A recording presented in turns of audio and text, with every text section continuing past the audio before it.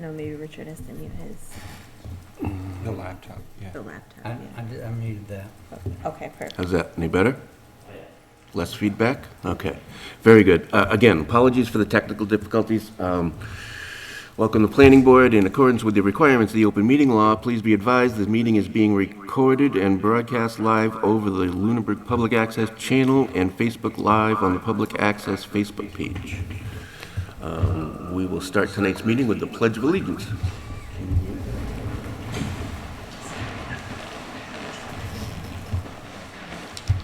I pledge allegiance to the flag of the United States of America and to the republic One nation, under God, indivisible, with liberty and justice for all.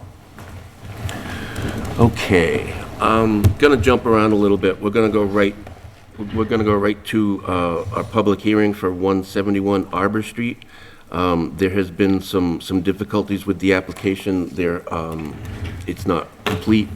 We haven't gotten a peer review from the engineer, and we have gotten a request to continue to the next meeting. So apologies for any folks that are here for that public hearing, but we're not going to have it tonight. So we need to have the engineer. If I can just clarify Sure. 2 points. At the last minute, we received information that Natural Heritage wanted the wildlife biologist to review the site. And so that's going to require the applicant to get that information done. And the peer review has not been completed yet. Therefore, those are two critical elements that could have some redesign impacts on the subdivision. So if there's any, whatever we did tonight would need to be replicated again once that additional information is submitted. Therefore, the board is going to consider a motion to continue the hearing to October 13th at 6 o'clock, I guess. 6:05. 6:05. So give the applicant time to get the wildlife biologist information. November. My bad. Time's gone by too fast. November 13th at 6:05. Give an opportunity to get the wildlife biologist work done, and hopefully the peer review from the town consultant engineer will be ready for that time. That way we can have a full, complete discussion of all the issues and know what all the parameters are for the board to consider and for the abutters to consider. And that way you don't have to replicate your comments at that night that you're going to give tonight. Thank you for that. And just to clarify, our chairperson is not with us tonight, so as vice chair, I'll be running the meeting. And Adam Burney is no longer working with Lunenburg anymore, so this is Richard Harris. He's the interim land use director for now. And the introductions, so do we need to have the applicant's engineer step up? No. All I need is for a member of the board to make a motion to continue the hearing to November 13th at 6:05 p.m. For the reasons stated, and somebody second that, and then to vote. Okay, so the applicant has requested this continuance.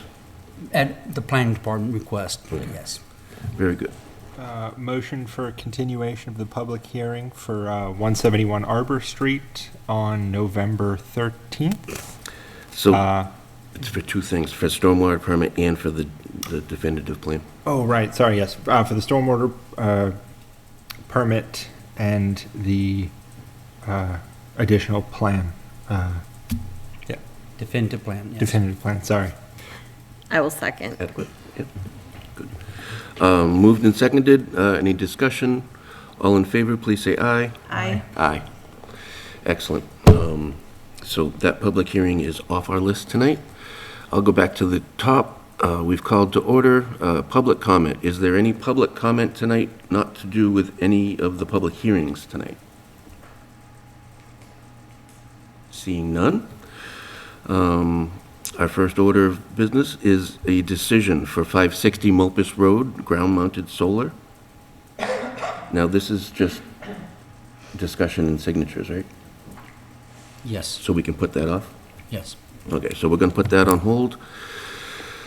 Modification to site plan approval for 1325 Massachusetts Avenue, DOT required modification to parking lot.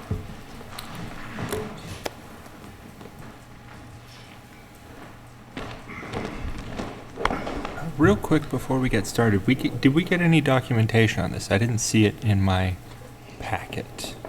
I saw it in the planning office. I don't know if it was electronically distributed.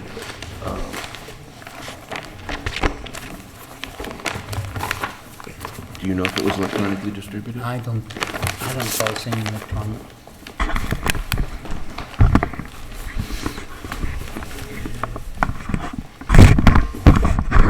I'm taking it we have received a physical packet. It just didn't get pushed through. Okay, that's fine. I don't need to have It's it. not that you have a lot of stuff going on in the office, is it? I don't need it in my hands. I just wanted to verify that we had it. Please. Thank you, Mr. Chair, members of the board. My name is Greg Roy with Dillis and Roy Civil Design Group, and I'm representing the applicant this evening. We were before you a year ago-ish. I think we finished the process early in 2023 for site plan approval on this piece of property. And just for everybody's recollection, we permitted a contractor storage facility in the rear of the building, which is a 10-bay contractor storage building. Most of you may be familiar with it. We've actually started construction on that building. And then there are also two office business buildings across the frontage. One is 5,400, I think the other one's 5,000 square feet. And so we finished the permitting with the town of Lunenburg back earlier this year, and commenced with the permitting with Mass DOT for the two curb cuts that we have shown on the approved site plan. We've been working with Mass DOT now for the better part of 6 months on this, and they have indicated to us that they will not allow two separate entrances to access the facility, as we're showing on the plan, to Mass Ave, if we have an interconnection between them internally inside the site. We pushed back on that, and that's why it took us. That's why we've been taking several months in this process, because it didn't, frankly, seem like it made much sense to us. But be that as it may, they will not allow an interconnection. But if there's an interconnect, let me say it this way: if there's, what they told us essentially is, if there's an interconnection between the two properties internal in the site, they would not allow us a second curb cut access to the property. So we are here this evening to modify in a minor fashion the site plan approval to eliminate the permanent access between the two parking lots in the front of the site. I'm going to walk over so that everybody can see. The area in question is right here. I don't know if you can see that, but we kind of shaded it in tan or brown right here. The DOT will allow that to remain for emergency access only, so that we can get fire trucks in and out of there, ambulance vehicles, larger vehicles, for emergency uses only, but they will not allow us to use that and have both of the curb cuts. We run afoul of your common driveway. We actually considered eliminating one of the curb cuts, the one furthest to the east, but talking with Adam before he left, we run afoul of your common driveway regulations, the way they're currently written in the bylaw, and we really couldn't do that as a matter of right. So, and also, we didn't feel like it would be appropriate to have what is now a standalone lot. If you recall, we came before you several months ago for the A&R plan that creates a separate lot for this building here, a 1 acre lot. It didn't seem appropriate to have what would be more or less a standalone building, albeit with an interconnection through easement rights. We didn't feel like it was appropriate to not construct that with its own driveway access from a marketability standpoint, frankly, for that building. So we're here today to ask you for a minor modification. We're showing we've added 2 Cape Cod berms, which is what we've worked out with Mass DOT. So a mountable berm that emergency vehicles could still have access over, but your average run-of-the-mill pedestrian vehicle would not be able to access that. Knowing that we may have vehicles such as a Amazon delivery truck or something like that accessing in the site, we've also added a small amount of pavement here so that vehicles could make a, take a reverse turn and come out face forward, whereas before they would have just traversed the site and gone out the other way. So that's the reason we're here tonight primarily. There were no modifications required to the drainage system. It really was just a matter of taking out that pavement, adding a small amount for the turnaround area that I showed you. All the drainage really wasn't impacted based on the way it was designed. So we were in good shape relative to that. The other thing I just wanted to point out to your board is that we will also be filing an additional special permit with the Zoning Board of Appeals. The applicant has had some requests for occupancy of a few of the units from some uses, and there's been some discussions with although the uses are allowed by right in the zoning district, there's been a determination that if we have the determination by the new building commissioner, if we have 3 different uses in the building, that it would need a special permit under your shopping center provisions. So we are going to be filing for a shopping center special permit here because it's been the intention all along, if you recall, that we did ask and receive a special permit for the contractor's yard in that, so that we could have uses that would fit into that contractor's yard use code. But we were upfront that we really didn't intend to have all of the uses be that. We intended to have some uses that would be otherwise allowed by right in the zone. It wasn't really, I guess, caught back then that we would need to go before the zoning board for that special permit. Otherwise, we would have done it at the same time that we went, excuse me, that we went for the contractor's use. But we will be doing that as well. In that discussion, he asked us to provide a maximum parking plan for the facility, which we also gave to your board. I understand you don't have your packet here, but I think it's in the planning office. What we did was to show that if we didn't fence these areas off for the outside storage area, and instead just striped that pavement that's already approved for parking, we laid out what the parking, how many parking spaces we could get as a maximum on the site, just to have that as a matter of public record, so that if there was a use that was going to go into a certain building, we would be able to document the maximum number of parking spaces that would be on the site. Again, no modifications to any infrastructure there. It's just sort of a maximum yield plan on parking. And I think that's all I wanted to say tonight. But I'm happy to take any questions. Did Mass DOT give a rationale for their? Not one that we found satisfactory, to be quite honest with you. We tried to provide them with a letter from the fire chief. We certainly showed them the approval that we had from the planning board. And I'm quite frankly still scratching my head a little bit on it. It doesn't seem like a big ask, particularly since there's 2 curb cuts out there now. We've went over all those things with them.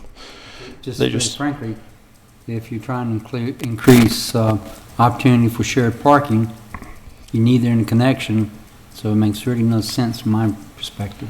Yeah, it didn't make much sense to us either, which is why we took 6 months to try to convince them otherwise. But we came to the conclusion they're not going to allow it. So they gave us 2 options, and they gave it to us in writing. I don't know if we provided you with the email, but they were fairly clear that we either permit the project with 1 access or we don't have an interconnection between the 2 uses in the front. So here we are. No choice then. Yeah, we're a little bit between that.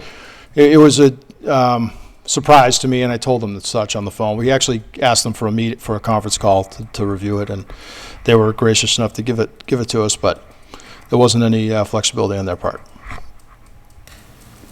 So they're accepting of your, your proposed fix here? We have run this by them, yeah. We wanted to do that before we came back to you. We don't want to do it twice, so They we did. greenlighted it then? Yeah, they haven't issued the permit yet, but they have, we asked them in our conference call with them if we could make the modification in sketch form to get their sort of general blessing on it before we came back to see you folks, because we don't want to do it twice. So I understand that your concern for the multi-uses is that one use may have a higher parking requirement than the contractor's garage? Right. That was the building commissioner's concern, if something went in there that had a higher parking Sure. requirement. So what does this do? We had allowed you to not stripe and pave some other area of parking here before, hadn't we? Right, yes.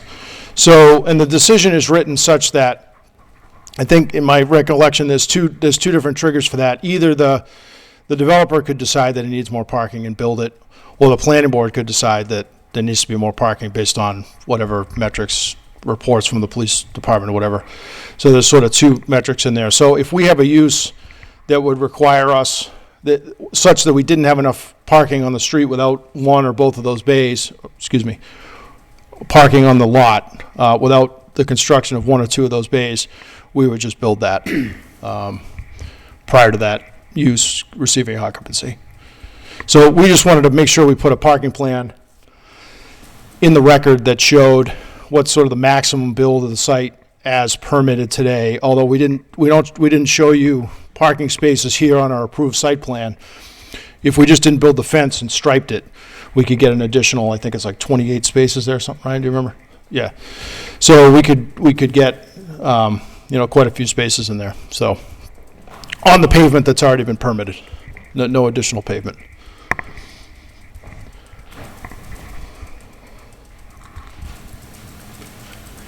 Okay, any questions? No. No? So modification to site plan approval versus de minimis change, can you speak to that? Don't think there's much difference. It's not such a change that would warrant a new public hearing. Okay, can you speak to that? Yeah, that's our opinion. I mean, frankly, I guess we thought it was maybe on the fence with that, but our opinion, I think, would be that we're not making any substantive changes here to the plan such that we're significantly changing the size of a building, for example, or substantively modifying the layout in any fashion. Everything's really staying the same. It's just those really the two changes are the removal of this connection, permanent connection. It'll be emergency access only, and then just a little bit of extra impervious area there. And as I understand it, the decision has a provision that if the plan would determine at a later date that more parking is required, they can require that developer to do that. Yeah, And so if the uses came about that trigger that, then that condition doesn't change. that's right. Only conditions that would change is what's he demonstrated on the layout regarding the interconnection and the little additional pavement. Right. It's only changes that we made. You don't act on any other change. That's right. Just for everybody's benefit, we show parking areas here in hatched areas.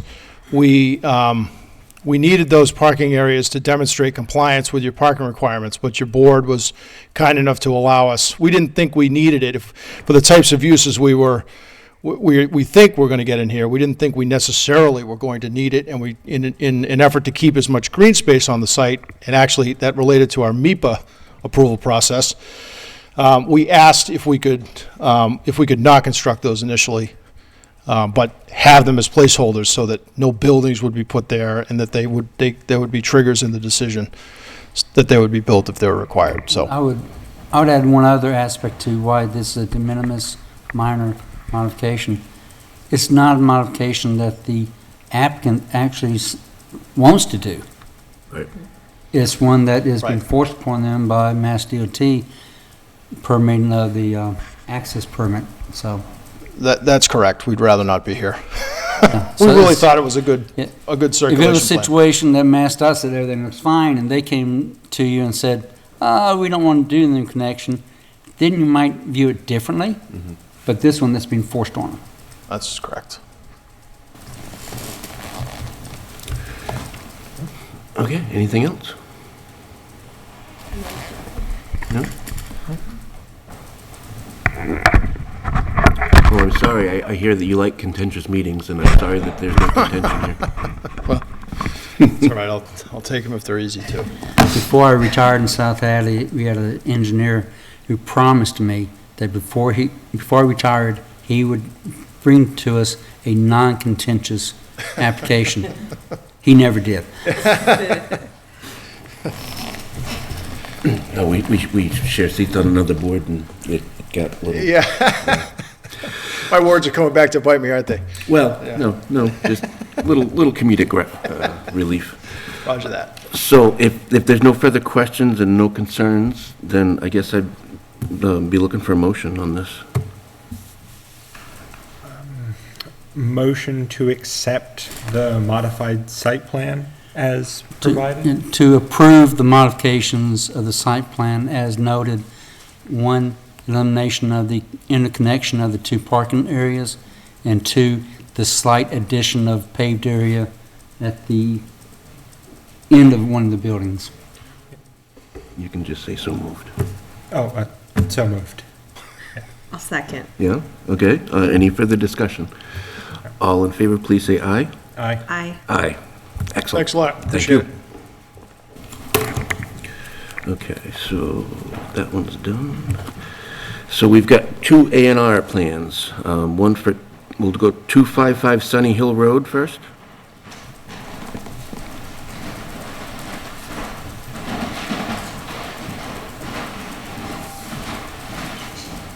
I have to read this.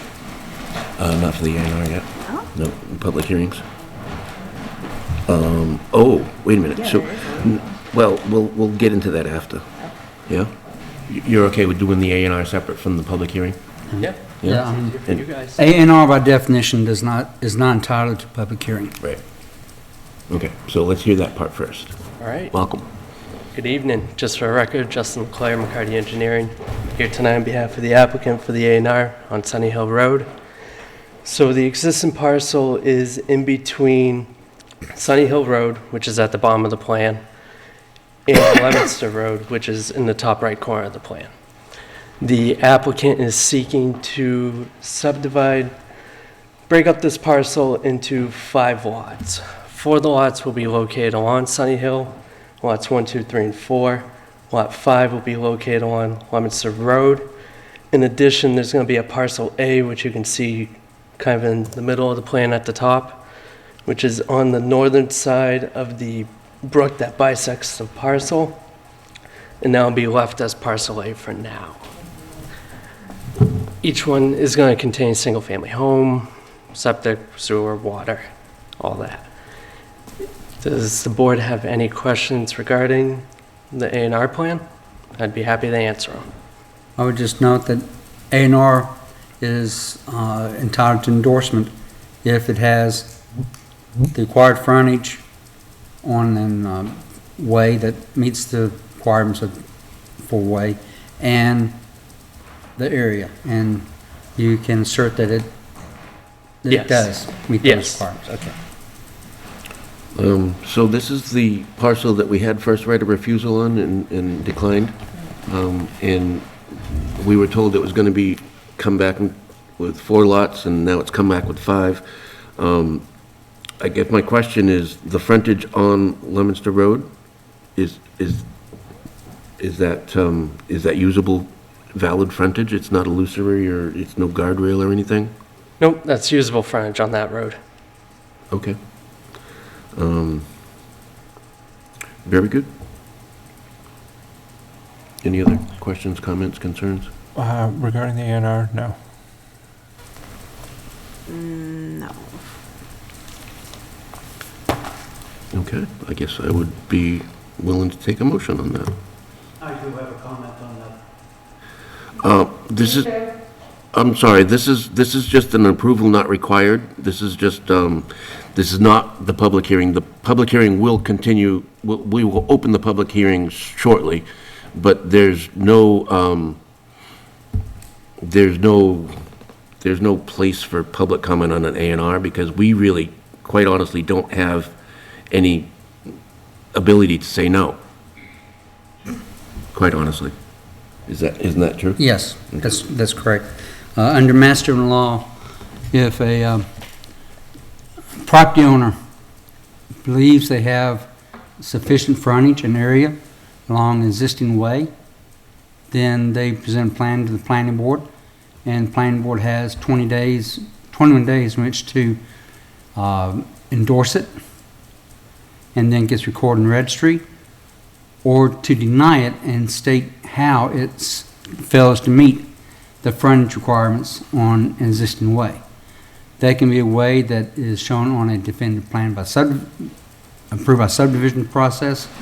It can be a way that predated the adoption of the subdivision control law, and the board deems its satisfactory condition, and a way that's certified by the town as being maintained by the town for public access. And once it meets one of those conditions, it's entitled to endorsement. I just want to know what address this is at. Is this directly across from my mother's house? My mother's on 255 Leominster Road, right across from the wetlands. Quite potential. That would be her frontage. Yeah, so it could possibly be there. I'm not entirely sure.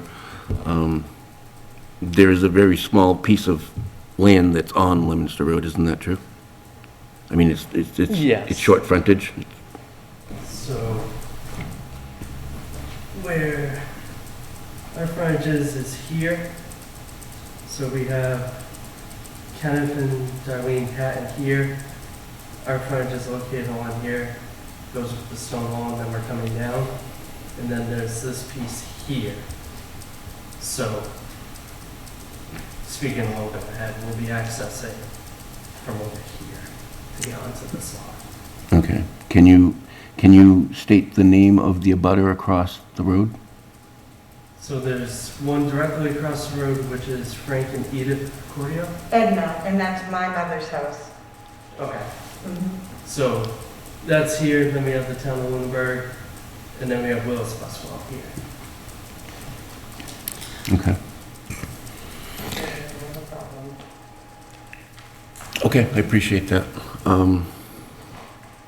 The site plan I have here only has 3 houses located on Sunny Hill and 1 on Leominster. I'm not sure if there's something that's different between the one I received, like if it's an older copy, but yeah. This appears to be laid out either differently or incomplete. At this time, the applicant's looking to develop only 4 of them, the one located on Leominster Road, Yeah. and 3 of the lots located on Sunny Hill. Gotcha. And the other one's just going to be a And the other property. one is just carved off for future use. Thank you very much.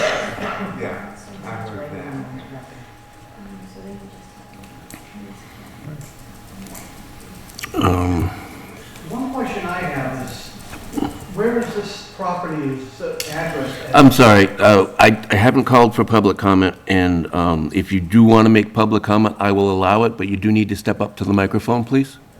I appreciate it. Thank you. Please. This is very unusual. Yeah, it is.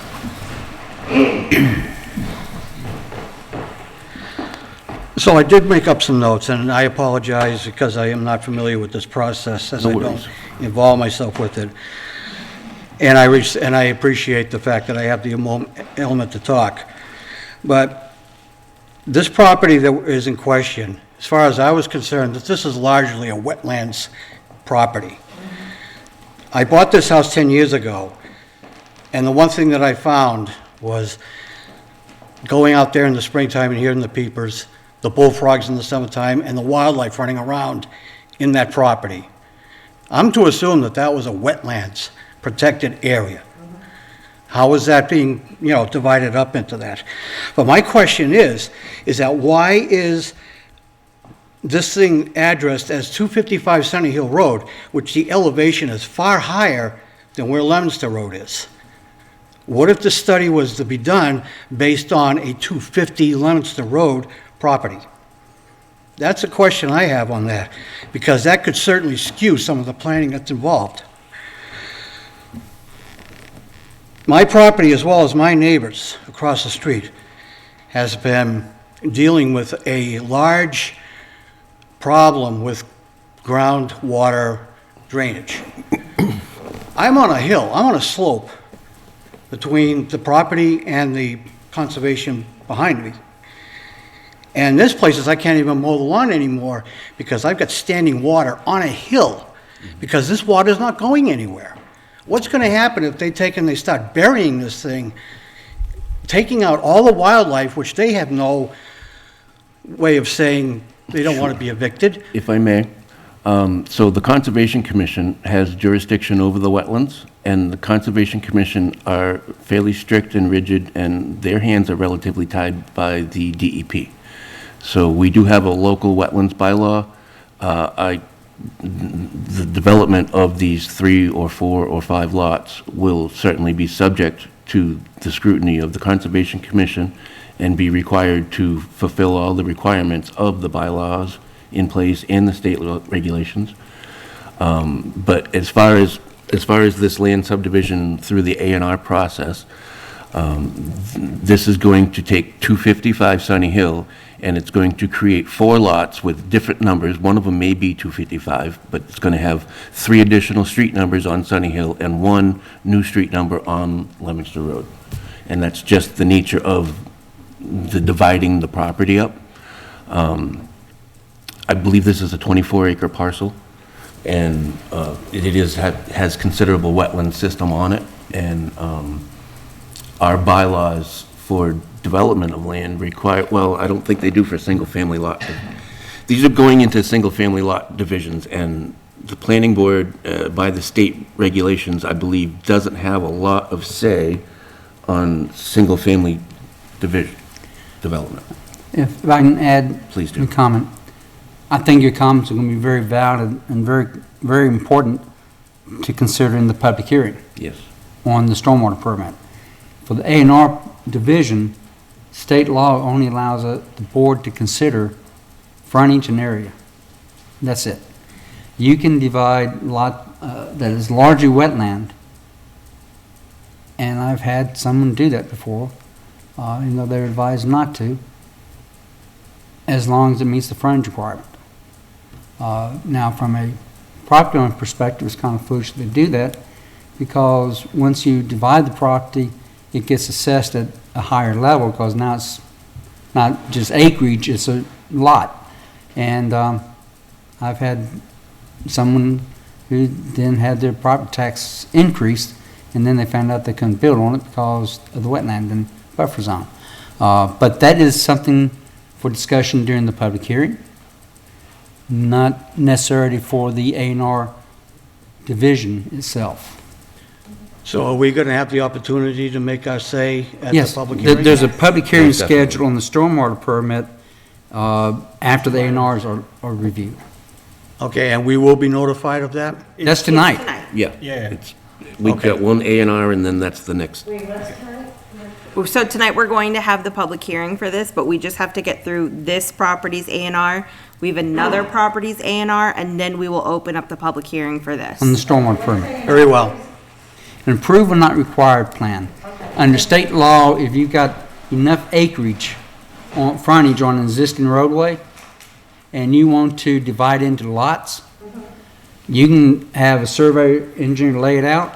They present to the planning board, and planning board has 21 days to endorse it.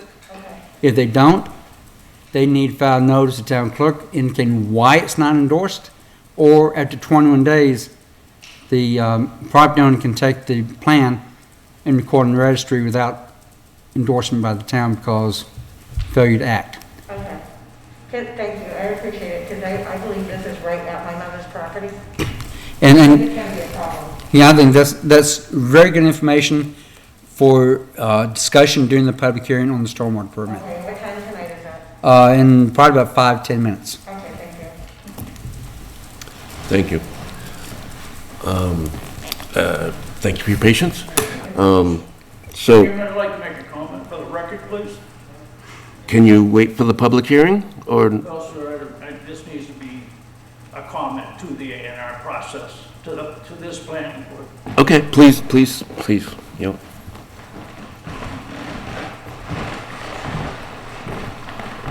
For the record, my name is Berkeley Gray, 325 Sunny Hill Road. Okay? I'm very familiar with this property. Actually have looked at it from a development standpoint.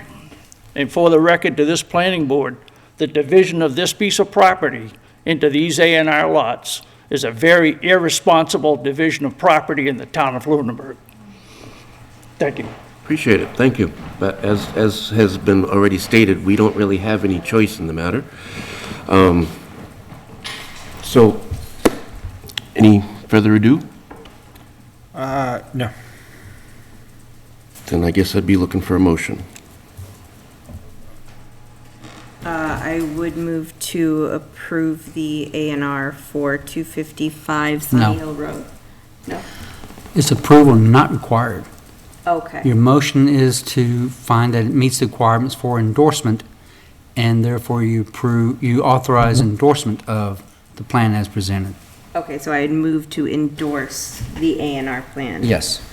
For 255 Sunny Hill Road, As presented. as presented.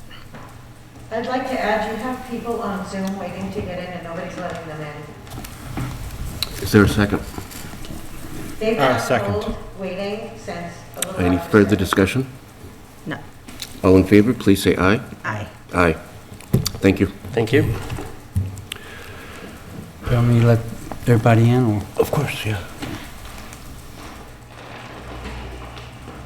So we haven't had any public hearing opening yet, so there's no concern for lack of participation in any of the public hearings tonight. Has everybody been let in? Yes. Okay, very good. Thank you for letting us in. Appreciate it. So next on the agenda is A&R for 1083 Northfield Road.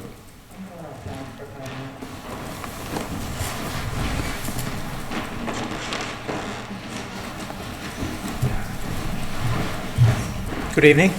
Good evening. When the board is ready, I will be happy to introduce myself and tell you why I'm here tonight. I believe we're ready. Yeah? Dive into it then. So my name is Seth Donahoe. I'm with Dillis and Roy Civil Design Group, and we have submitted an approval not required plan for 1083 Northfield Road. It's approximately a 31-acre property. This is just west of the golf course. The plan shows the creation of 5 lots, and as you just discussed, they all have the required frontage and area. All frontage is derived from Northfield Road, which is an existing public way. And then on the plan, about center on the bottom, we have a tabular zoning analysis, which gives you a breakdown. It's in the Residence A zoning district. It tells you what the minimums are and what we're proposing on it. So all lots grossly exceed the minimum area. Our smallest lot is over 4 acres. The biggest lot is over 8 acres. And all lots exceed or meet the minimum frontage requirements for it. So if there's any questions on the A&R plan, I'd be happy to address them to the board. Otherwise, we'd respectfully ask for the board's endorsement of the plan. Very good. That's it. That's all I got, unless you need something. I do, well, I have a question. How many reduced frontage lots are there? So there's 4, and those are separated by one that has full width required frontage, and then there's full width required frontage on either side. So that meets the bylaw requirement of having 2 reduced frontage and then having to have the full-size frontage lots adjacent to. Actually, it looks like you have 3 that's reduced and 2 that are 100. That's what I thought.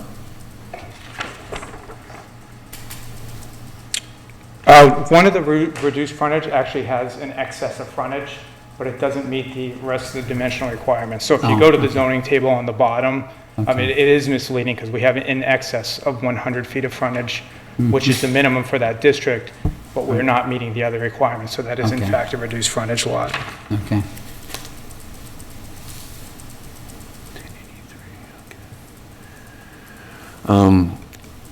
Now, how about the fact that,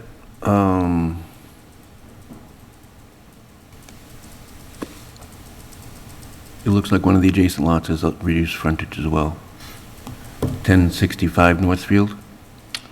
I'm not familiar with that one. So we show the meets and bounds at the beginning of it. I do not have the total on that as well.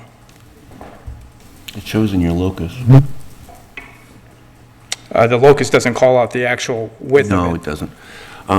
So our bylaw says that we're not allowed to have two reduced frontages next to each other, and is that? No more than two. I believe that's along the frontage of the roadway, so that there is a full frontage lot between those two, so I believe that would be a moot point that I brought up. Correct. Thank you. Thank you. Any other questions, comments, concerns? If I could, Please. which of the 5 lots does not meet the, you said that it looks like it meets, but doesn't meet the frontage? So if you take a look at Lot 5, Okay, it has 104.99 feet of frontage, but it's actually a reduced frontage lot. okay. In what reason?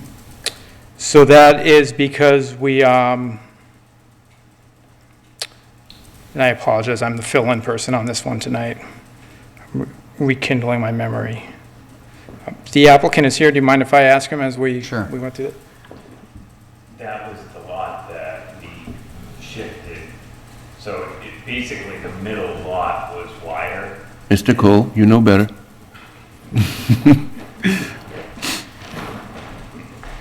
Thank you. Sorry to put you on the spot. No sweat. Good evening, Tanner Cole, owner of the property. So when we originally designed this concept, Lot 5 was a reduced frontage lot, and Lot 3 had all the excess frontage. So we essentially had lots 1 and 2 were both 50 feet, then the middle lot had all the frontage, and then there were 2 50-foot lots. So we basically just gave the additional frontage to Lot 5, and that was primarily because there's an existing cart road there, and that puts that cart road all on one lot. It just cleans it up a little bit, that's all. Thank you. Thank you. So the required frontage is not 100 feet? Required frontage is 100 feet. And you said you had 104.99? We have 104.99 frontage, yes. How is it reduced frontage? It's not Okay. technically at that point. Okay. So basically, you have 3 reduced and 2 that are not reduced. Correct. Good enough. I just want to verify that we have the application somewhere on file, because it's not in today's packet. It's a duplicate of the Board of Health inspection. I am reasonably certain that the application's on file. I'm certain they were delivered to the town hall, actually.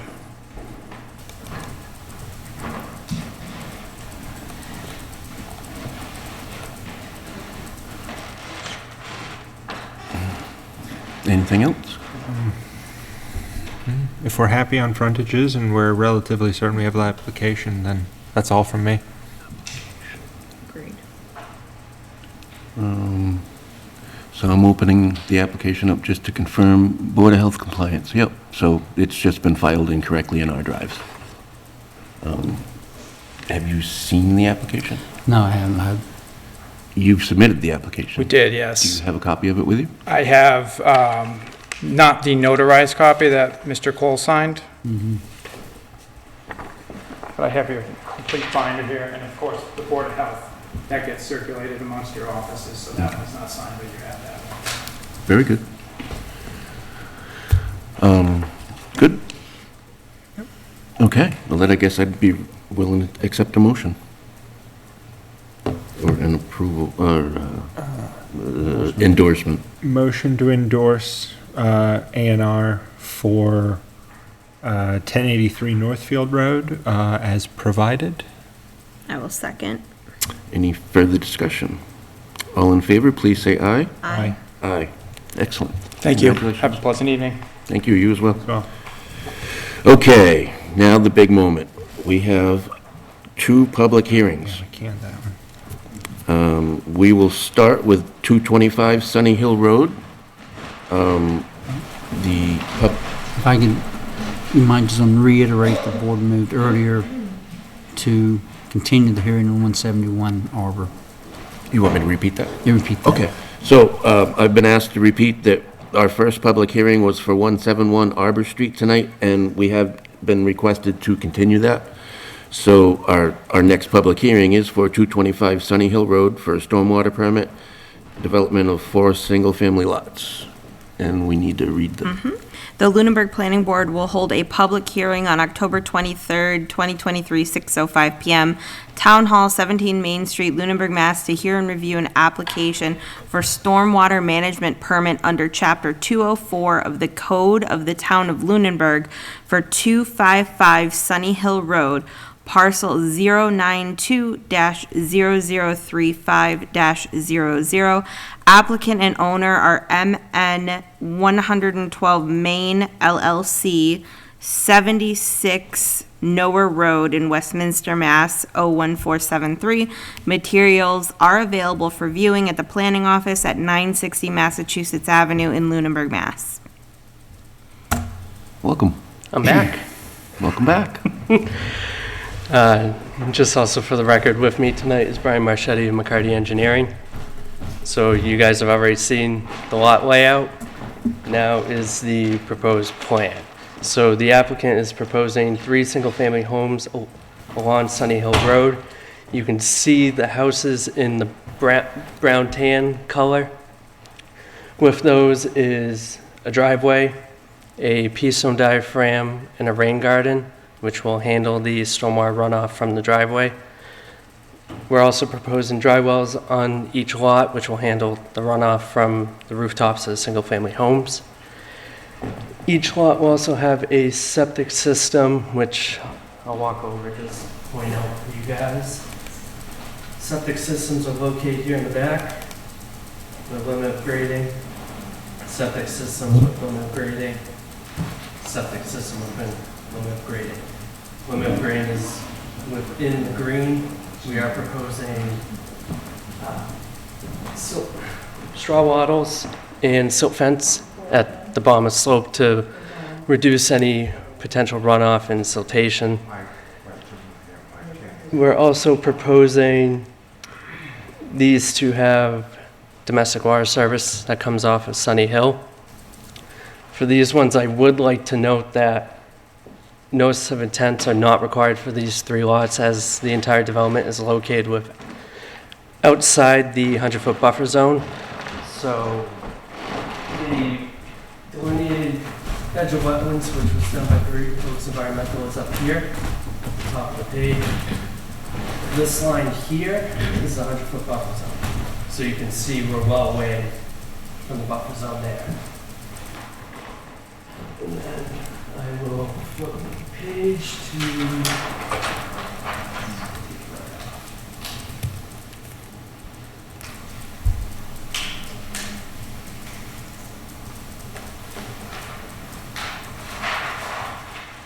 so this one is the development for what is lot 5, and this is the single-family home that runs on Munster Road. So, as you can see here in the dark gray is our proposed driveway up to the single-family home. This house will be serviced by town sewer and town water. We are proposing a dry well on the back side of the house to handle the runoff from the single-family home. And again, we are proposing a pea-stone diaphragm and a rain garden, similar to what the town has seen in previous projects that will handle the runoff from the driveway. This one will require conservation approval. It has been submitted to the town, and I believe we are on the agenda for November 1st. It's their meeting. So, in regards to stormwater, all the BMPs have been sized in excess of the 1-inch water quality volume, which meets the town's requirement for the 90% TSS as well as the 60% phosphorus. When we compare the peak flows, there is an increase from existing to post, but it's less than 1 CFS in all storm events. And that's mainly from going from woods to a grass brush type, just for the limit of clearing. With that, if the board has any questions, I'd be happy to answer them. Question 1 is, I don't see a review letter from Graves. Graves is in receipt of it. He has not been able to get us back a review letter. Okay.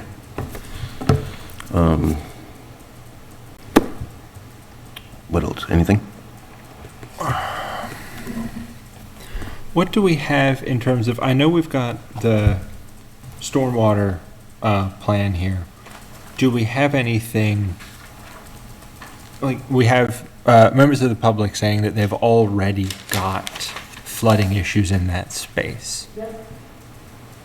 What kind of recourse or discussion is there between what we have for a stormwater submittal and what is apparently already existing in place?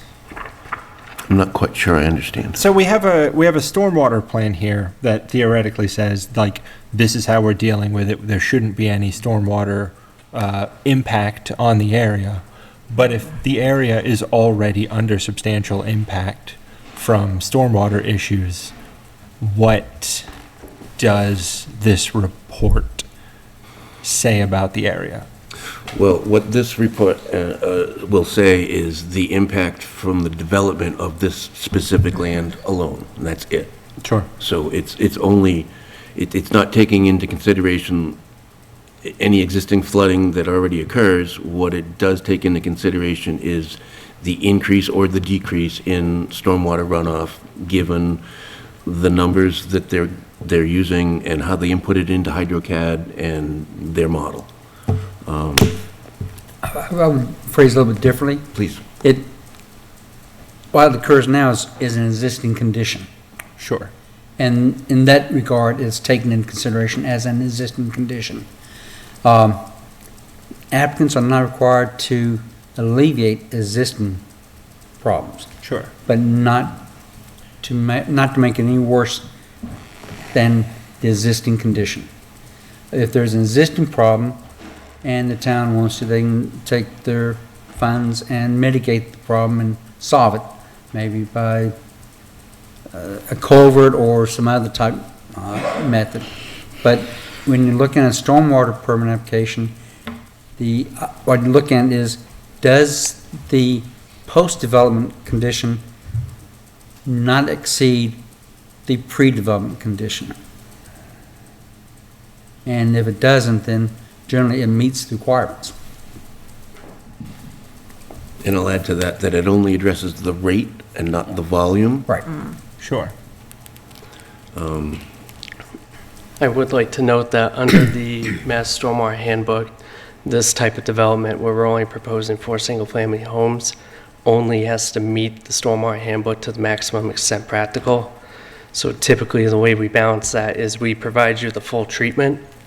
And again, in all storm events, including the 100-year, we're less than a CFS of flow compared to what the existing was, which typically in our field is a de minimis impact to a project.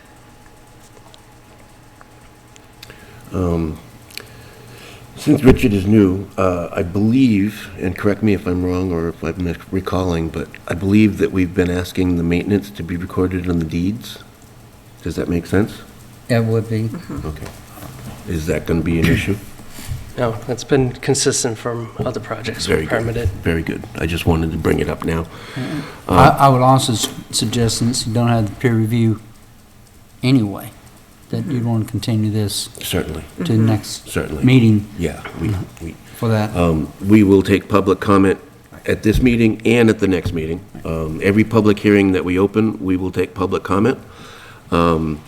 We are not going to close the public hearing tonight because we have not gotten a review comments back from our review engineer.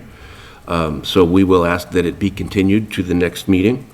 And at this point, are you finished your presentation? Yeah, I'll Okay. take, again, any comments from the board. I'll take comments from the public as well.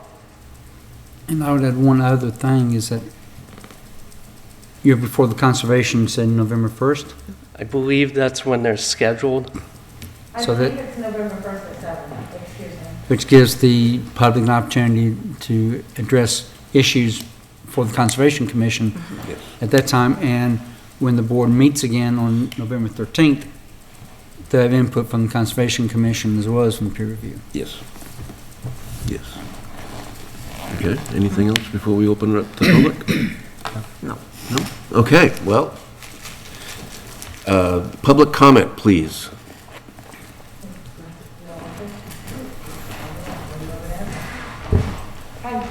Hello. I've not done this before, so I am so not used to this. Okay, well, I will let you know, you need to state your name and your address, and then you can have at us. So my name is Christina Senecal. My elderly mother lives at 255 Leominster Road, which will be our property when we purchase that. So this is why I have a big concern with this. I'd like to see that thing a little bit closer because you really can't see it. But my mom lives right there, directly across from the marsh, and I believe he's going to go right down the side of her property, which we have very little over there anyway. We have a little brook. You know, we don't have much over there for the animals anymore. The ecosystem, the protected wetlands, everything we are highly concerned about. I just don't understand how they can keep bringing it closer and closer, you know, to these protected areas, and that is one of my biggest concerns. Not to mention, we don't want to, like, you can't aesthetically look at more buildings, right? We're in an old farming town. It's not a city. You know, this is how we feel about it. My mom doesn't want to look at more buildings. You know, she's 74. You know, she's comfortable there. We don't want all the noise. She's been sick, you know what I mean? So it's just a lot of different issues. So I'd like to see exactly which part of my mom's land he's going by. Or do we get copies of this? It's available at the planning office. Take a look at, yes. Okay. You know that's in the Ritter Building, 960 Mass Ave? Oh, yeah, I know exactly where it is. I've been there. So yeah, I mean, my take on it is that I just don't think they should be building any further. It's going to take away from the properties. It's going to take away from the animals. And it is highly protected area. So, you know what I mean? I do. Okay. I do. That's all I want to say. Thank you. I appreciate that. Thank Thank you. And I seldom get personal here, but I was born in Lunenburg in '72, and I had 6 neighbors within about a mile on Flat Hill, and now I've got over 60. Yep. My So family's been there since the early 50s. I completely understand, and that partly is why I got involved. So this is public comment. Please step up.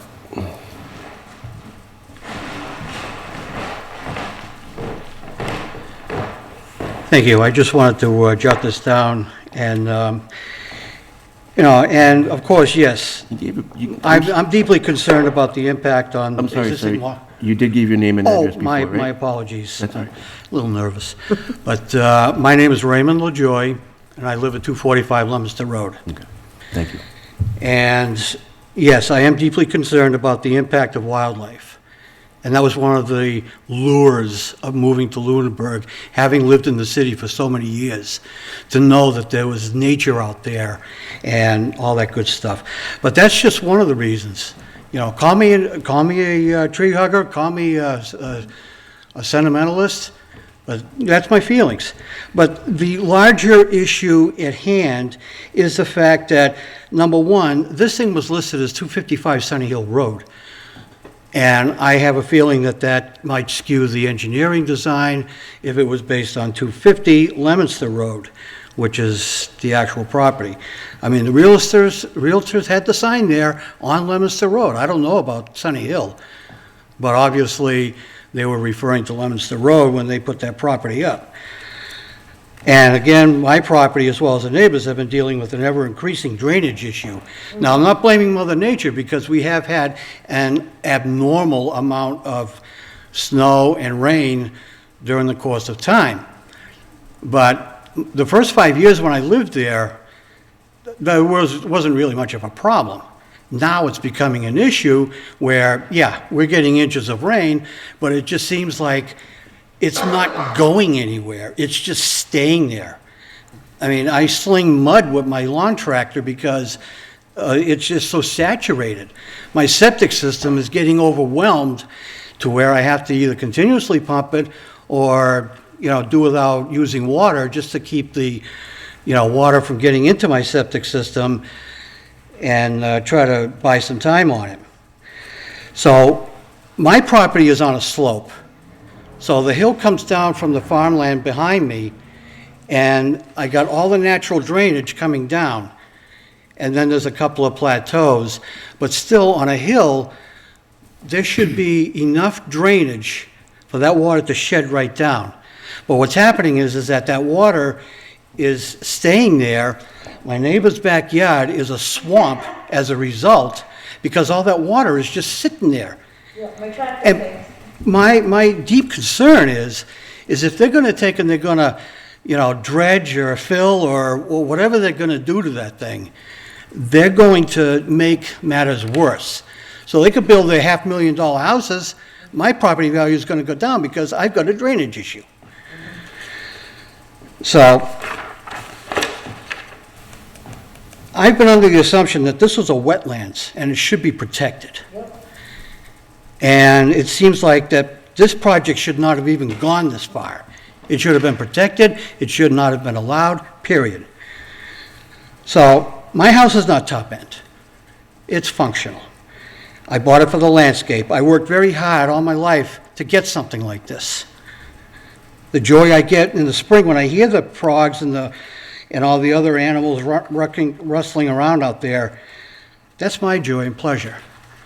Now I'm going to have to take and deal with trucks, equipment, hammers, to disturb my peace and serenity on that piece of property that I have adored.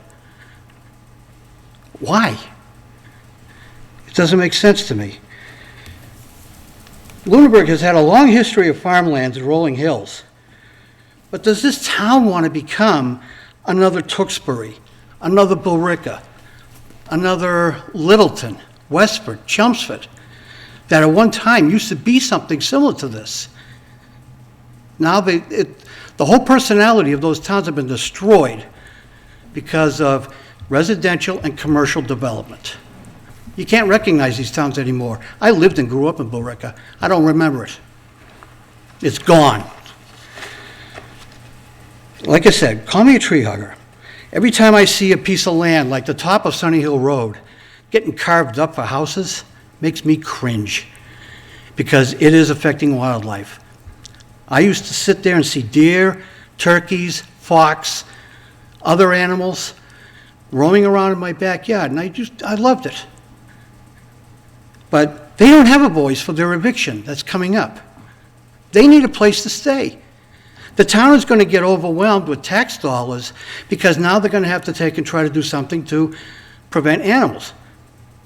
The neighbors that are going to be moving into those houses, they're going to call animal control because their pet probably just got eaten up by a coyote. I've got bear scat in my backyard. That's an issue. It's a potential safety issue because it could be a pet, could be a person. But if we keep carving up our land and evicting all our wildlife, I have a concern with that. I also have a concern with my devaluing of the property value because my water cannot shed off my property. I don't think that this project should go forward. Thank you. Thank you. Please.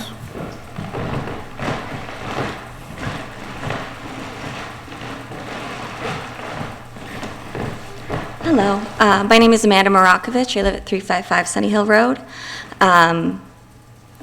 It seems that a lot of people aren't aware that in May of 2023, the Supreme Court actually rescinded a lot of federal government protections from wetlands, which is why they're being called stormwater storage as opposed to wetlands, because we've lost that federal protection, which is kind of a big deal. I agree with my neighbors who are worried about harming the environment when it comes to our wildlife. I'm sorry for what I'm about to say. So I teach environmental science over at North Middlesex Regional High School. And one of the things I teach my students is about the regulating and system services that our ecosystem provides to us. And this is storing and processing carbon dioxide through the trees. Sorry, I'm a little nervous. I'm used to talking to high schoolers. You guys are adults. Don't be nervous.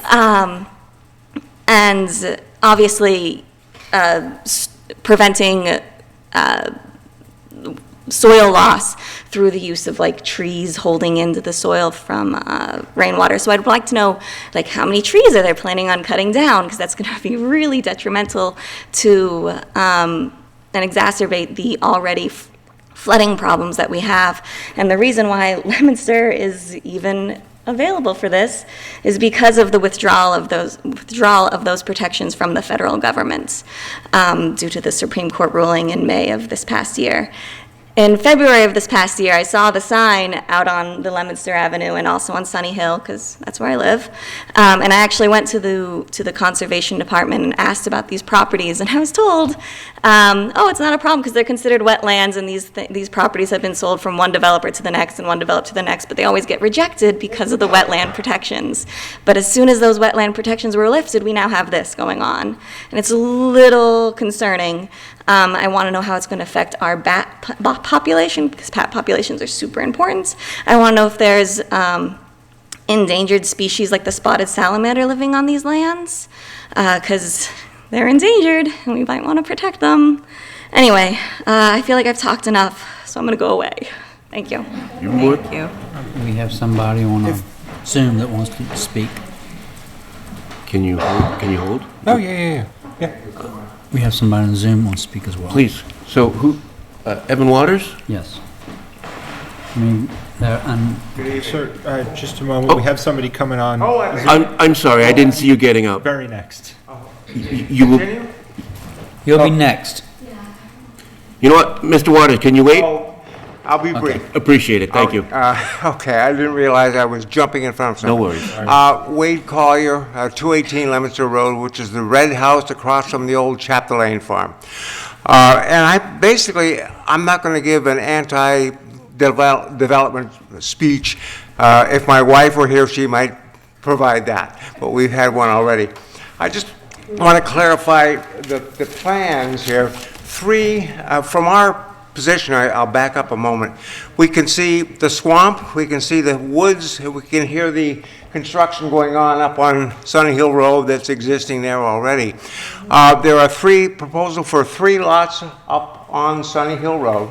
And this one is going to be accessed from Leominster Road? Yes. And that would be down near the brook somewhere. Yes, you can see Okay. right here. And there's enough room between there and the next neighbor?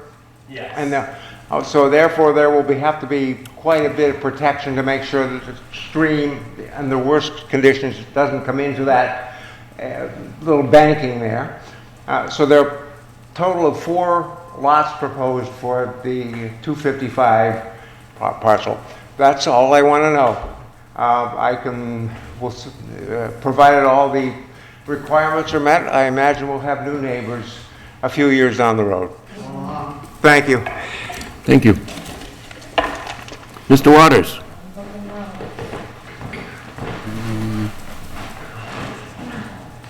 I think you just mouthed my name, but we can't hear anything over Zoom. I have no idea what the last speaker just said at all, and there's no sound coming through at all. No sound. Can you hear me? Can you hear me? No? Uh-oh. Are we muted on Zoom? Because I'm assuming that I am. I'm muted because if you don't, there's feedback. So that needs to stay muted. I heard you for a bit there, though. Can you hear me now? There you are. You're Okay, very good. Thank you. No problem. So Evan Waters, 245 Sunny Hill Road. I'm one of the direct abutters to the north. I have a bunch of issues with this and a bunch of questions. I'd like to follow Amanda as concerns for, and the previous speaker as well, as concerns for the wildlife walking through here.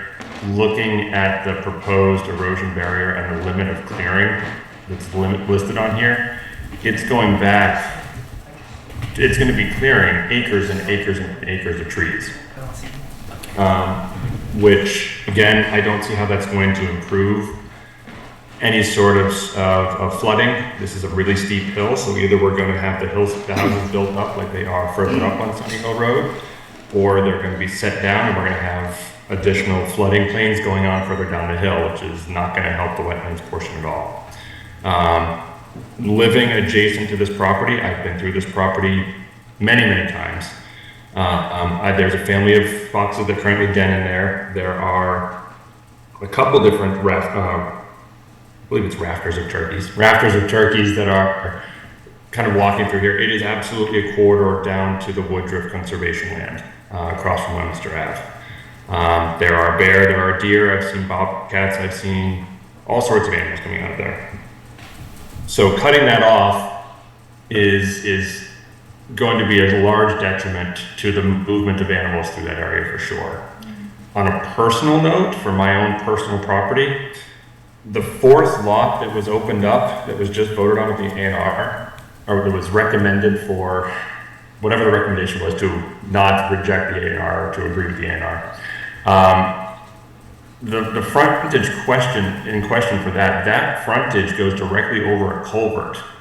So the rock wall that is the border to my property, adjacent to that is a culvert that actually drains from the upper portion of Sunny Hill Road.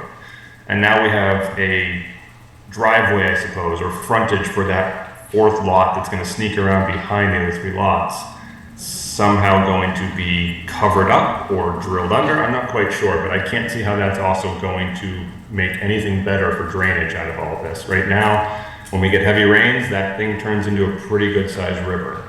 And then as it dries out, it cools down pretty well. And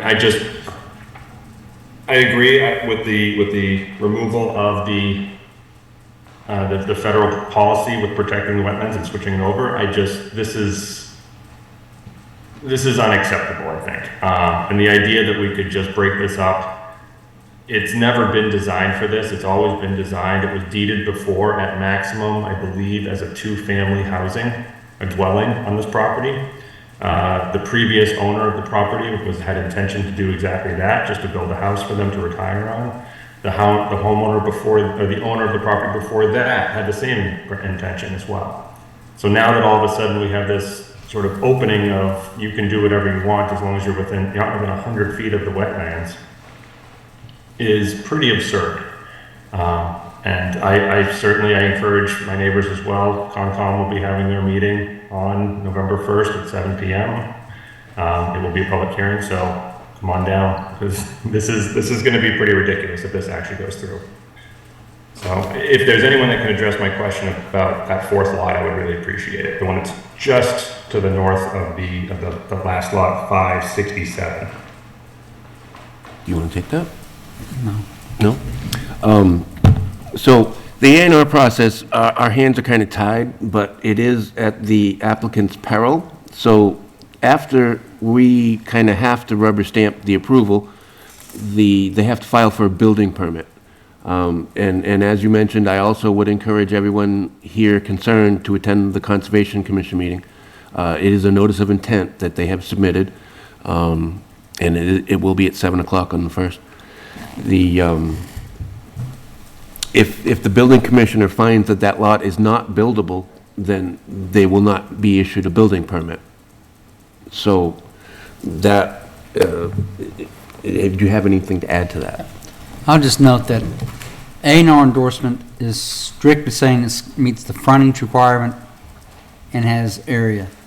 It does not make any determination of compliance with any bylaw or any regulation. That's the only consideration that they're allowed, the planning board is allowed under state law to consider.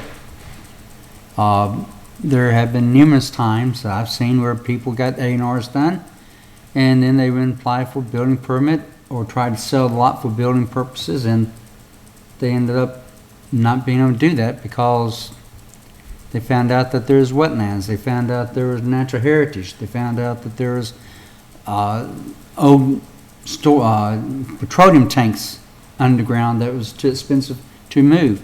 One case they found out that there was a Mass DEP AUL on it that restricted.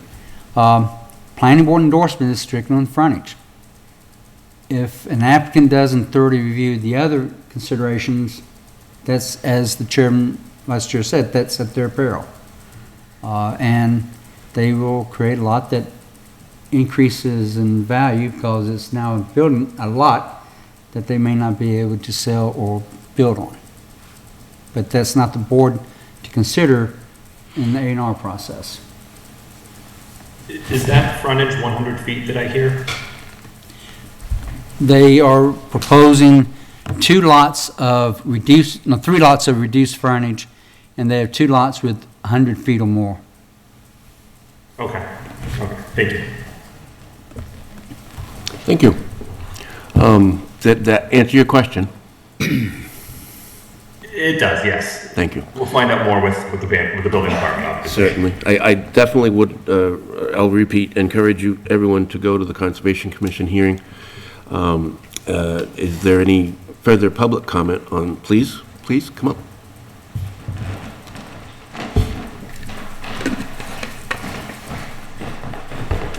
Debbie Chapdelaine, 208 Leominster Road. The public hearing that was postponed from Arbor Street, you said something about a biologist report? They've got MESA, they've got landing turtle concerns over there, and they need to clear up the application. They had filed with the Natural Heritage Endangered Species Program, and they indicated there was some type of turtle, and they need to get hire wildlife biologist to investigate that. So is that something that's done automatically, or is that done through the Conservation Commission? Or obviously in this piece of property, it's wetlands, it's animals? It's whenever the property is within the Natural Heritage Endangered Species Program jurisdiction. Okay. So it's not something that can be requested? No. No? Okay. All right, thank you. Thank you. Public comment? Sure. Berkeley Gray, 325 Sunny Hill Road. As I addressed earlier, the board,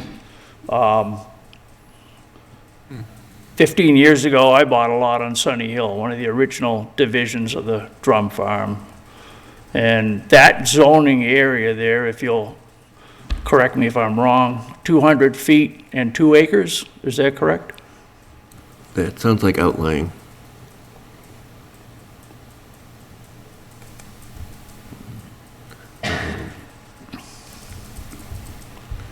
Zoning map. Oh, I'm still in Northfield. Because the map that I have, the requirement is 200 feet, 2 acres. No, this is LRS B, which is, I believe, 101 acre? RV requirements is 8,000 square feet and 100 feet of lot. So 100 feet of frontage and 2 acres lot minimum.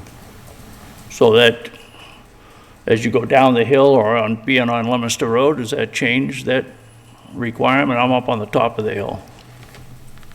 Did the requirement change? Yeah, there's residence A and there's residence B. The top of the hill is residence B, and it looks like, I don't have the topo in front of me, but from memory, it looks like the sloping areas are residence A. And I don't know that I don't think there's any zoning difference between Res A and Res B. I think they're the same. Okay. Obviously, I'm not against development in this town if it's done properly, because I bought a lot and I built, my wife and I, a house up there. And these gentlemen, I'm sure, have put hours and hours into their lot division here. I don't agree with the way the lot lines are, but we have zoning bylaws and that's the way it is. The thing I'm concerned about is once these are approved, is what's going to happen next. Because there's been things up on the hill up there that haven't really gone right.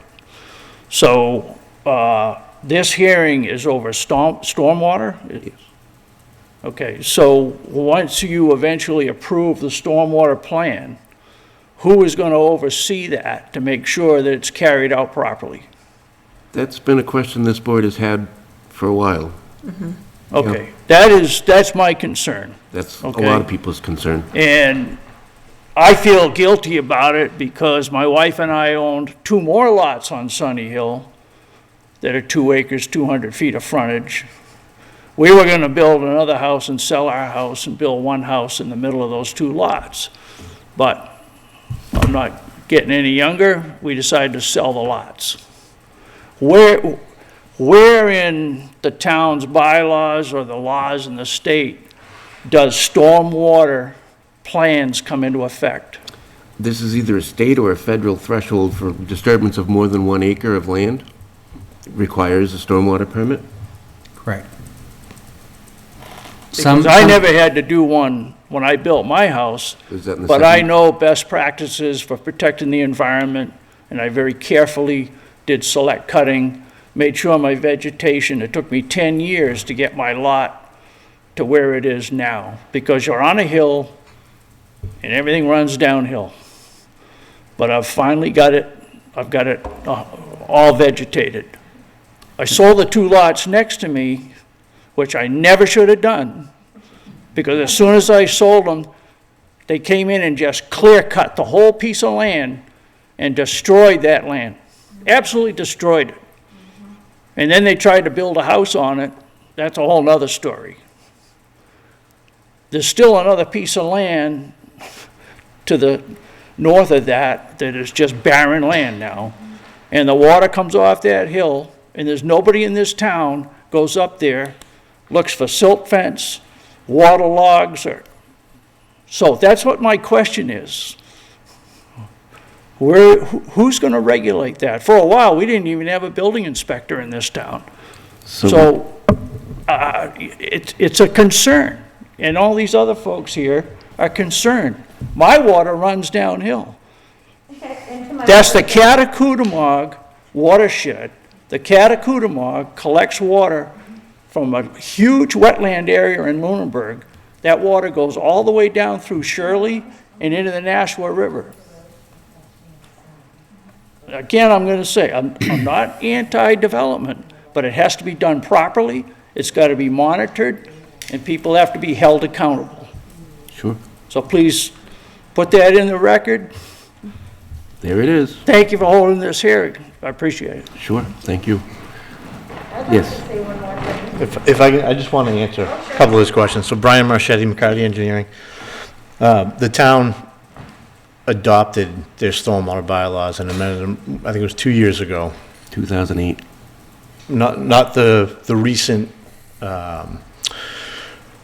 requirements from EPA about the stormwater, 60% phosphorus removal and 90% TSS. So those regulations exceed the state requirements with Mass DEP. So because of that, we've been implementing new BMPs on all residential lots. There are stormwater systems that are typically in place for larger developments like commercial developments, but they're scaled down to fit in a residential setting. And when these things are constructed, I'm not denying at all, if things go unchecked, then typically they're not built according to plan. And these stormwater BMPs fail, which increases flooding downstream and all the things people are talking about with development. So it does take responsible development, but the town has now with their bylaws, like recording the operation and maintenance plans with their deeds, they have a mechanism legally to hold builders and homeowners accountable. And that is happening. So there are houses on Holman and Northfield Road in the recent years that were constructed. Us as the engineers, we're required to provide as-built plans of these BMPs to the building inspector.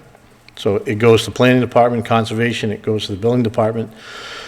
We have to sign it, that it's been as-built, and we can certify, you know, my stamp goes on these plans. It's not something we take lightly, so we're not gonna intentionally falsify documents and file them. We do as-bills, we verify that they were built according to plan. We sign the as-bills, we submit it with a letter, and it goes on file with the town. So there are mechanisms in place to ensure that these BMPs are constructed according to the plan. You know, right now, in limbo with conservation agents and town planners, you know, things may slip through the cracks, but this is, in this setting, when you guys put your conditions together for projects like these, all of those things, and we fully expect them to be in there about as-builting stormwater BMPs, the roof leaders, every other system that is in place because of that. It does have to get certified by us. So, you know, whether it's one of your agents or whether it's Graves Engineering, who's a third-party consultant, you know, these people, these professionals do go out and verify that things are getting built according to plan. So. Thank you for that. And please, if you would, since you volunteered that information, I will ask, how can these issues be addressed by neighbors? I mean, so going from experience, the numbers, if they confirm each other, then it's okay, and there's nothing to do about it. But when you've got a homeowner that's been there for 20 years or 30 years or 5 years or just moved in, and they see 2 or 3 times as much stormwater coming through their property as they did before the development, but all the numbers in HydroCAD, they all work. How does that get addressed?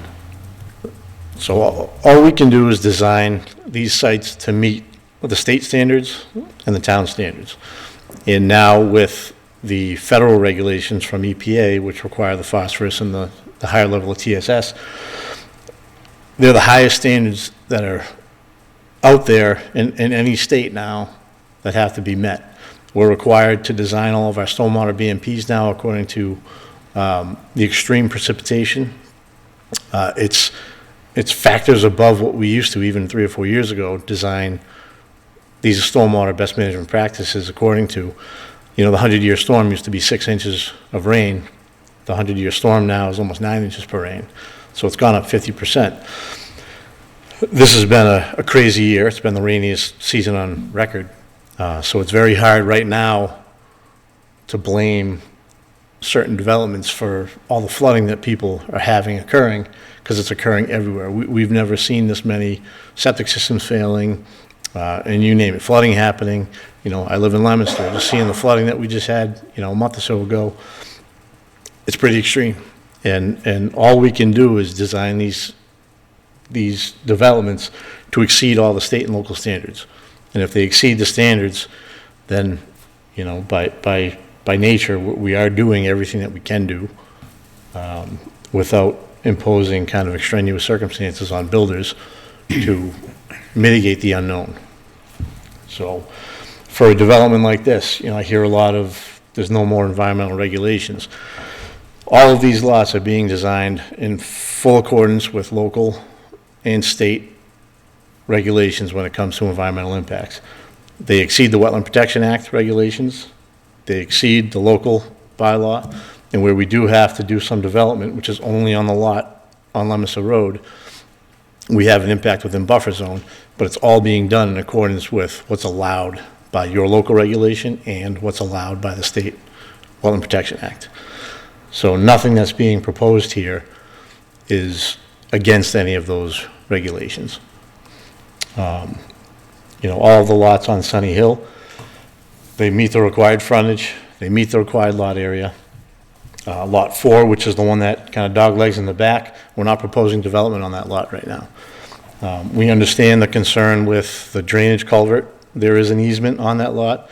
We've talked extensively with the building department, with DPW, and with Adam Burney prior to his departure about we're not developing on Lot 4. And it even says so on the plan.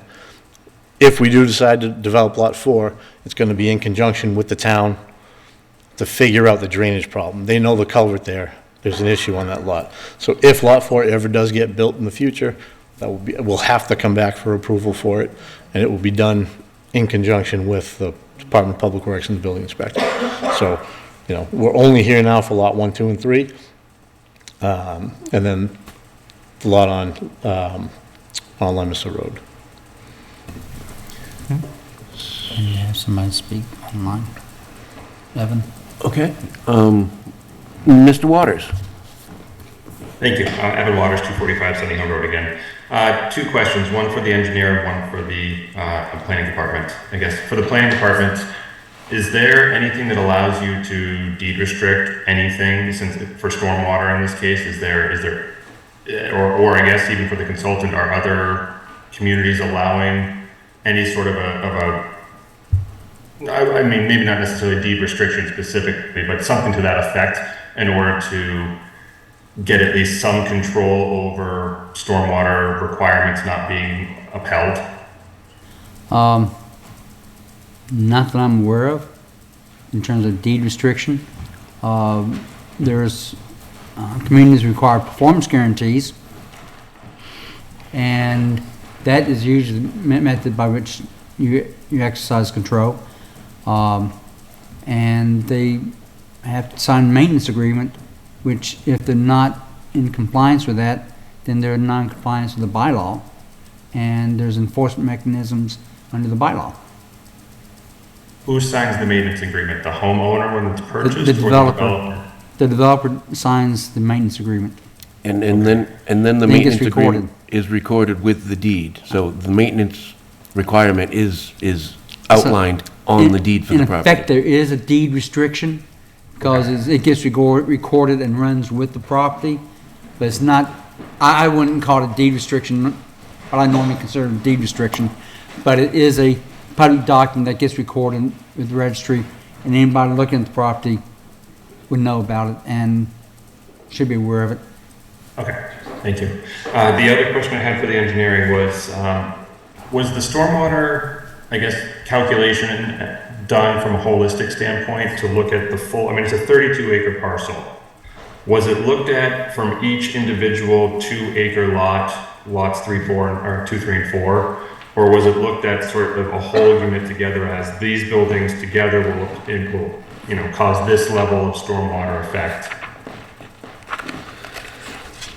So when we go through and do our drainage design, typically what we do is we take the entire limit of work that we're doing. So in this case, we took the entire limit of work that was within Sunny Hill and combined it with the work that was being done on Leominster Road. And we looked at that both pre and post. So we looked, like I said, the entire limit pre undeveloped.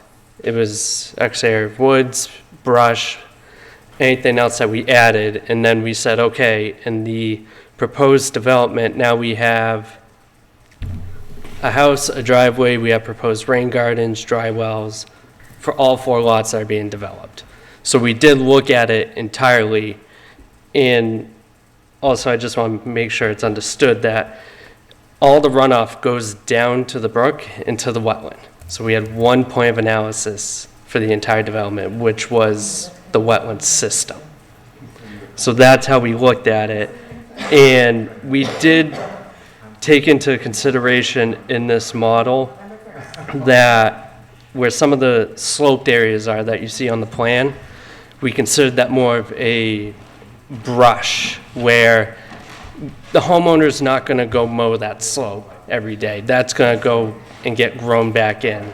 Just the practicality of trying to either push mow or ride mow a 3-to-1 slope to get down to the system, they're not going to do it.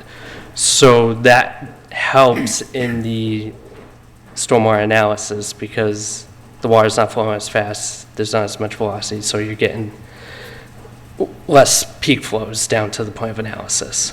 So that's how we typically look at our drainage analysis. We look at the whole picture, and specifically in this case, we did consider the development on both sides together. Thank you. If I could ask just one follow-up as well. In terms of the plans for, so I'm looking at the plans that are actually drawn up for the 3 houses on Sunny Hill, and the height, I guess, the vertical height off of the road. Everything kind of dips down from 567 feet down to 560, and then from 591 down to 584. And then everything from there still slopes down, but I'm curious if that sloping down is going to be affected very much. Is there a plan to put a ton of backfill into any of these lots whatsoever to accommodate the leach fields, or just to make, or is the plan just to kind of clear cut what's already there, where it's already semi-uniform in its elevation, and then just clear cut down the hill from there to put in the septic systems and leach fields? So as part of the septic design, they are designed, we are in the process of submitting them to Neshoba Board of Health for review. I know Mr. Graffi will take a fine-tooth comb through them for approval, but based on the depth of groundwater, these systems are in a little bit of a fill scenario. So we will have to cut down to where the systems are proposed, and we will have to backfill a little bit. But we did the best we could under the circumstances to maintain the existing grades as we could. Obviously, there's a little bit of a fill off the backside of the systems, but again, we tried to tighten up the grain as much as we could to both limit the overall impact and the amount of fill that would have to be on the back of the site. So you're not going to have native soil where you put the septic tank then? Where the fields are going, there's a couple feet of fill. Have you talked to the Board of Health about that? That's as part of the permitting process with them for the septic systems. They'll review that. Okay, but you have talked to them? We've done soil testing, and Mr. Greffy's been out there. He verified both all our deep holes and perks. Because I know some boards of health that say, no, you're not going to do that. Yeah, he's seen what's going on. He saw depth of groundwater. He saw that in regards to the septic systems, there's enough pervious material for them to be there. Okay. The only reason that they're a little bit in a fill condition is just based on Title V's requirement for offset to groundwater. Okay. Is there any chance that you guys will be needing to request any variances for Title V for any of this? No, as part of new construction for Title V, you're not allowed to have any variances. So these are all strictly built in accordance with Title V. So, and to answer your question, Richard, the 4 feet of naturally pervious material is what's required, and that doesn't have to be above or below groundwater. You just have to have that 4 feet, and then you have to have the groundwater offset to the bottom of your system. So if Greffy has logged the deeps and the perks, then that would have... I know some boards that'll say, I'm not going to backfill at all. Oh, okay. Okay. Thank you. Sure. Any more public comment? Please.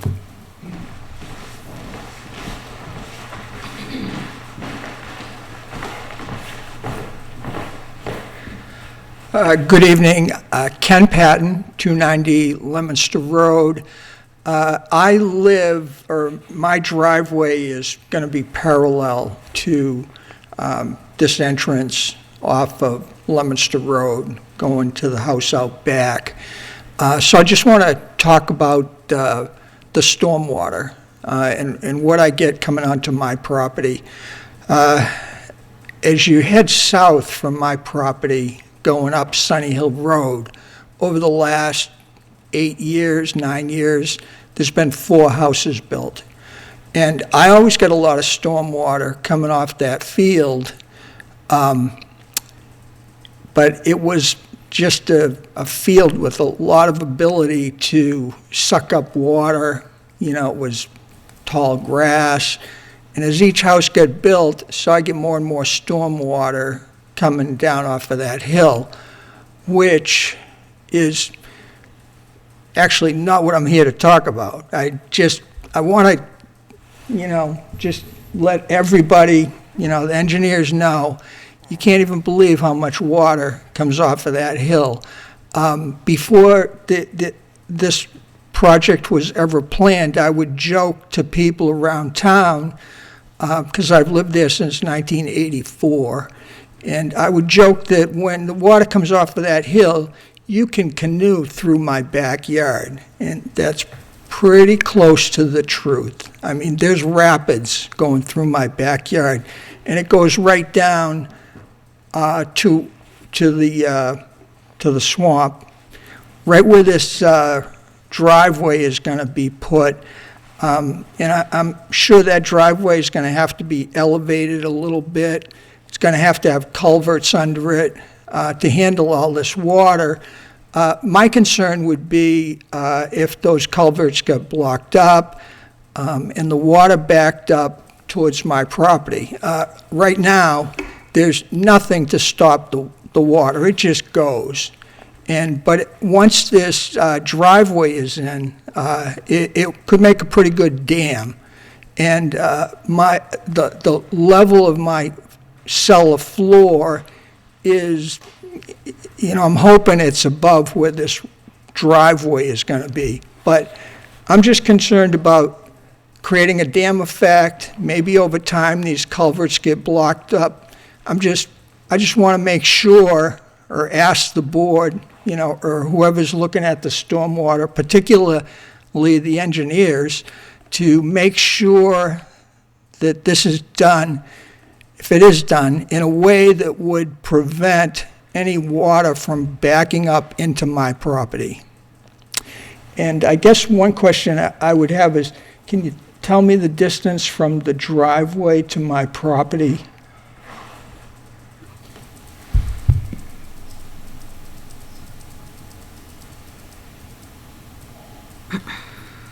Approximately 15 feet or so off the property line to the driveway, and then I'd like to talk about the drainage. Okay, I'd like to hear about the drainage. One other thing is, I'm familiar with the lay of the land here, and where the house is going to go is kind of up high. They're going to have a pretty view of the swamp or the wetlands.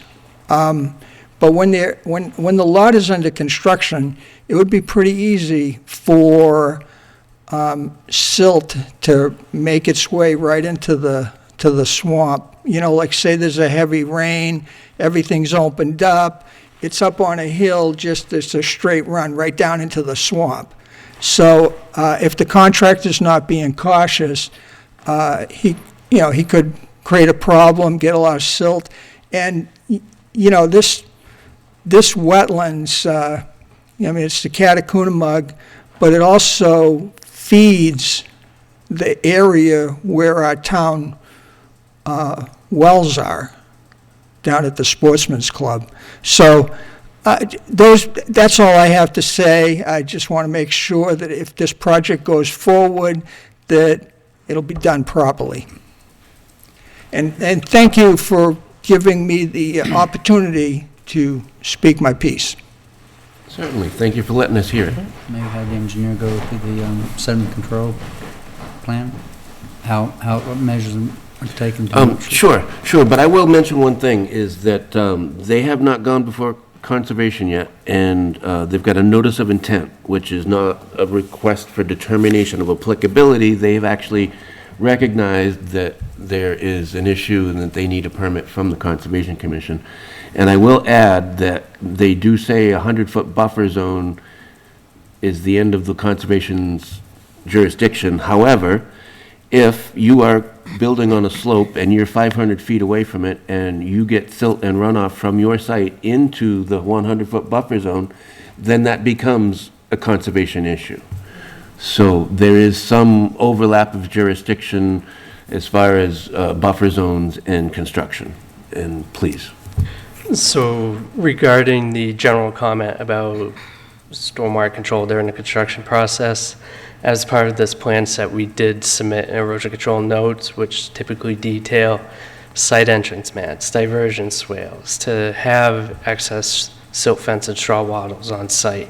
It lays out what the contractor should be doing in the events that there's potential washouts. Obviously, we do the best we can to prevent this. Things happen and you do potentially have washouts, especially with the type of rain and the sheer intensity of the rains that we've been getting. But in this whole overall plan set, we do note erosion control measures, and then specifically to the gentleman's concern regarding the driveway, based on the existing topo, the driveway's here. You have 474, 473, 472, and then the same thing. Everything comes down this way onto our property. We're actually, right here where you can see a 473 existing contour, we're proposed at 471. So our driveway is actually below the abutters driveway. And that was purposely designed to make sure that any runoff that was coming from adjacent property did keep going, and that we didn't potentially cause a damming issue at the, at the property line. So runoff from his site will continue to keep going down towards the wetland. And in addition, it'll get additional treatment because it'll go across the pea stone diaphragm that's proposed on the downhill side of our proposed driveway. Okay. And did you say that the proposed driveway is 2 feet lower than the existing grade or 2 feet lower than the existing driveway? Then his driveway off property. So it is still going to be built up for the driveway?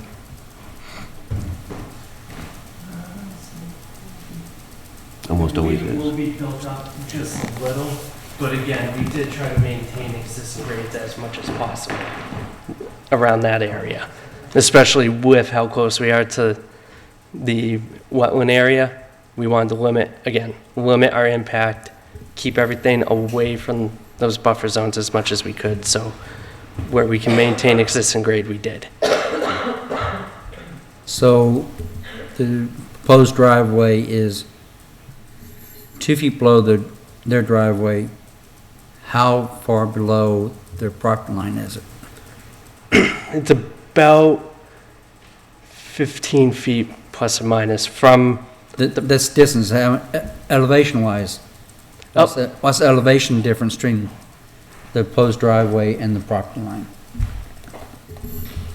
So the property line's about 472. There's a swale that comes off of his driveway that's pretty much right in line with ours. Okay. So at the property line, maybe a foot. Okay.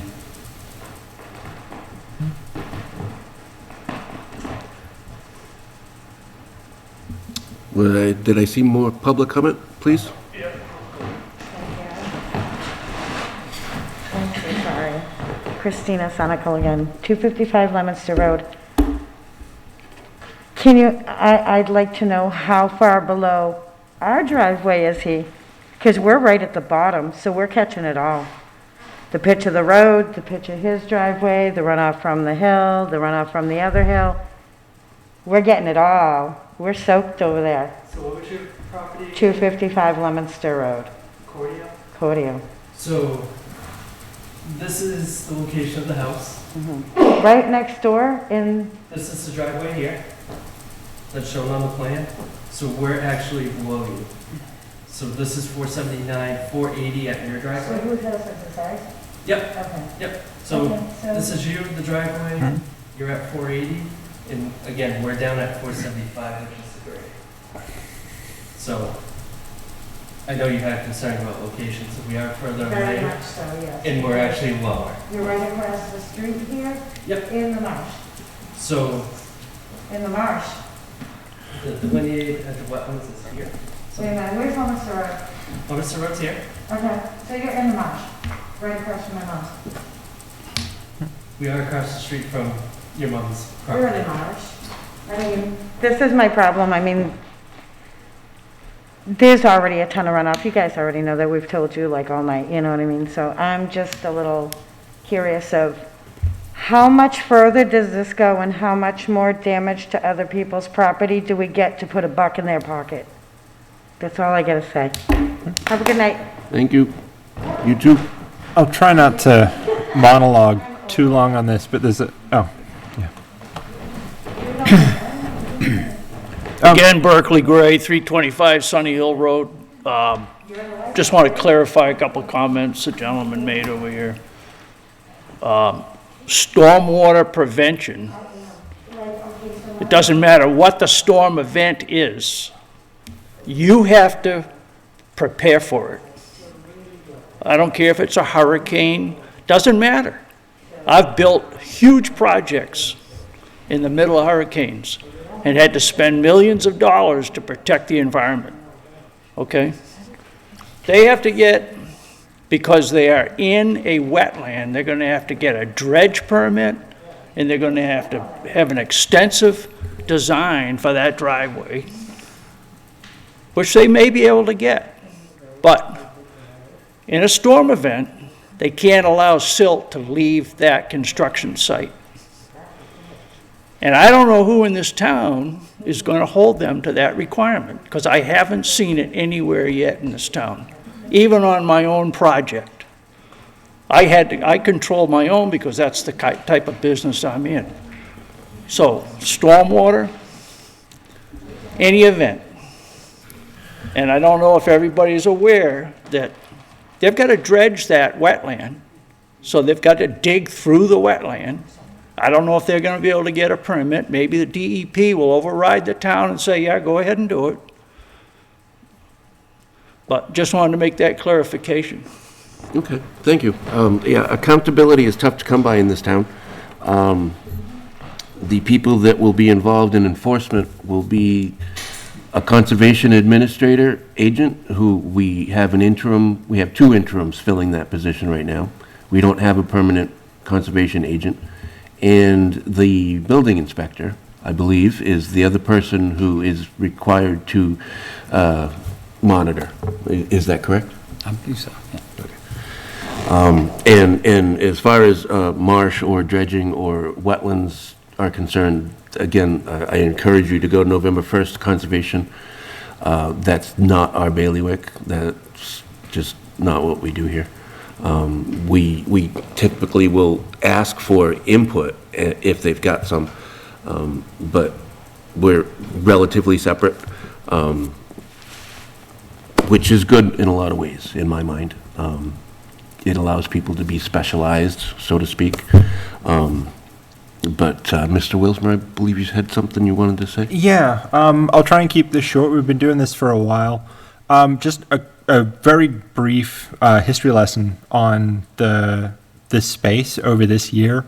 It did come to the board, I want to say 6 months ago, maybe more recently than that, because the town has what's called first right of refusal.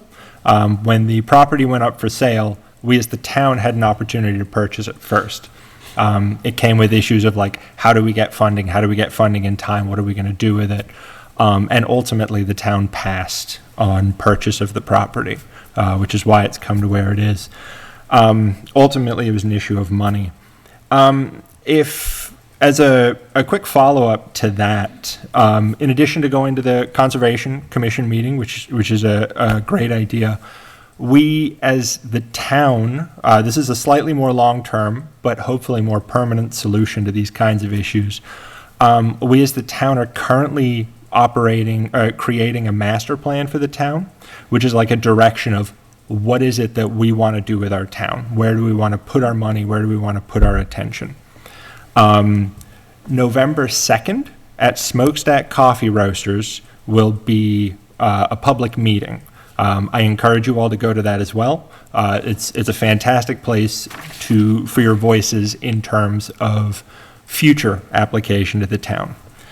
And I don't mean this to be a contentious statement, but it is important that as a town we have a unified idea of where we want to go, because ultimately we are, as a town, always going to be fighting things, effectively capitalism. Who is coming here? Who is going to make their money off of coming into our town? And it's just a side item to be on the record. In a world of the kind of climate problems and climate change we have, I don't trust or believe 100-year, 10-year, 5-year flood predictions. But that is a conflict for a different time. I think that was everything I had to say. You know what? I started pulling up the flyer so I could tell everybody. Public meeting, November 2nd, Smokestack Roasters, 6:30 to 8:30. Welcome. Is that AM or PM? PM. PM. And I'll just add on to what Mr. Wilsmer said. I am a Chicago transplant. I moved to Lunenburg about 3 years ago. We lived in Westminster for a little bit before that. I hear the frustration. Illinois is all marshland. My house that I owned for 6 years flooded 10 times in the 6 years we lived there. I hear the frustration. My property was a mess. I understand it. What Mr. Wilsmer said, I agree with it. We get these 100-year flood plans they mean nothing to me when I look at them because I've experienced it. Our entire street would flood. We had elderly neighbors. We had to put sandbags in front of their homes. So I understand the frustration, not only as a member of the board, but also having lived through it. So we do hear you.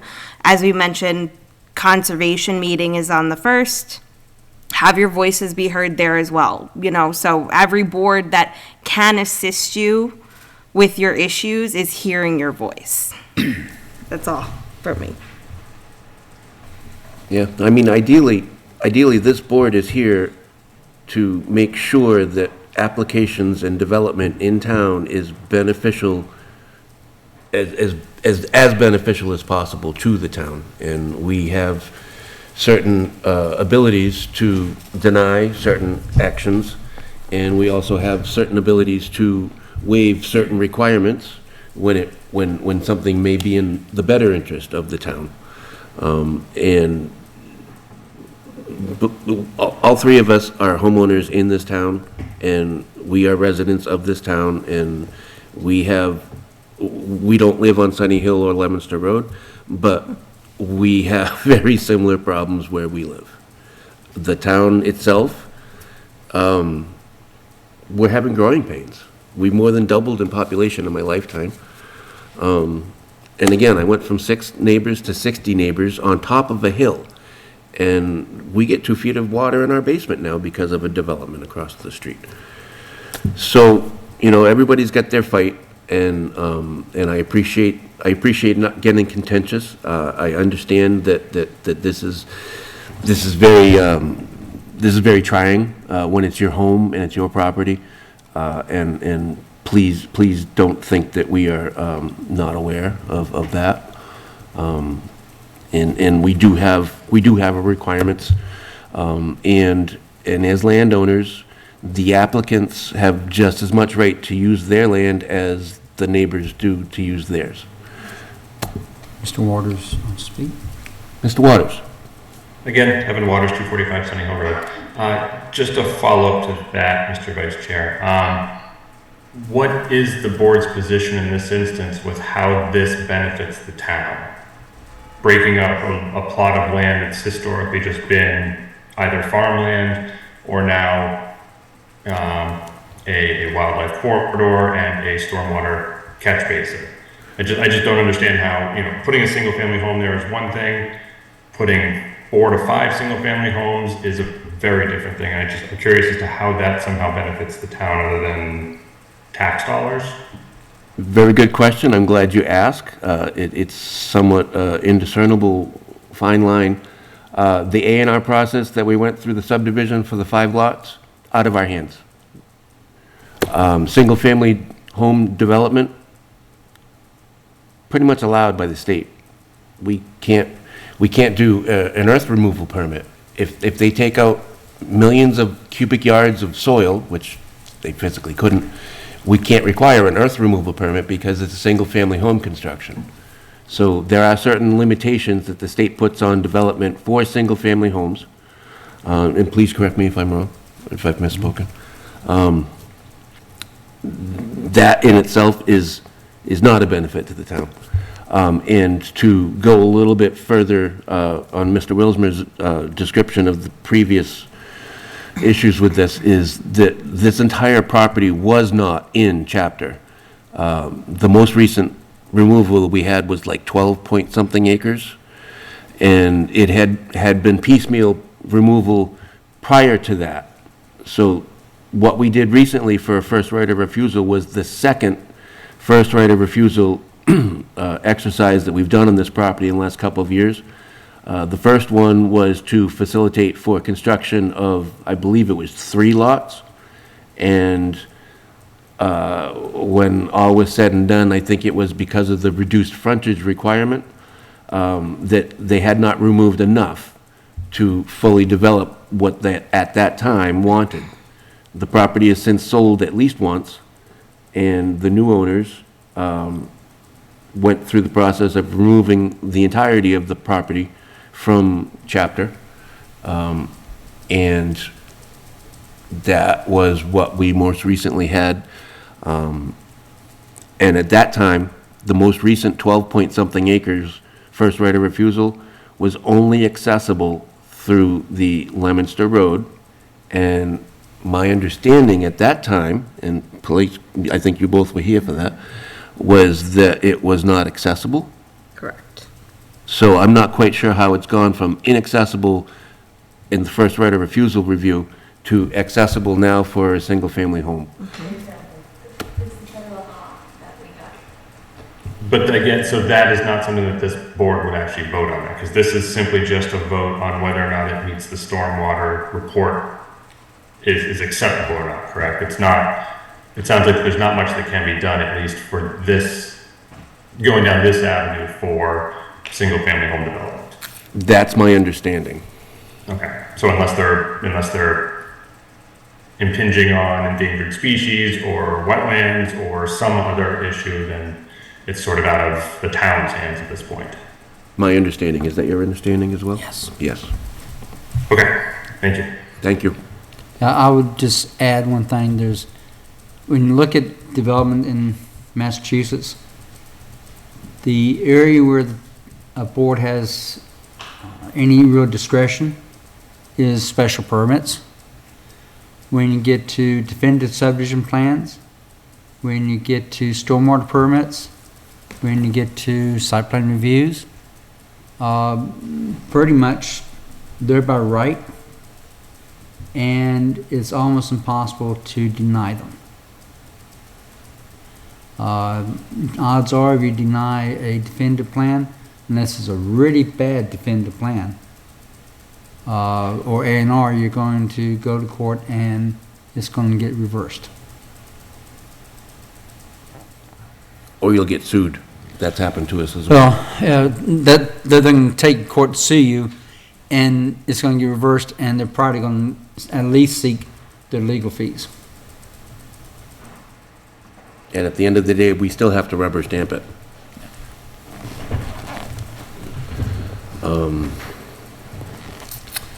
So, yes, please.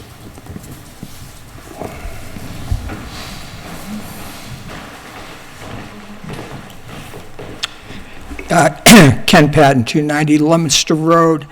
It was probably 15 years ago. I was in the Conservation Commission's office, and they had a map of endangered species areas in town. And my memory is that a lot of this area, you know, especially the land around my house, which would cover where this driveway's going in, was shown to be endangered species. Now, does the engineer check that?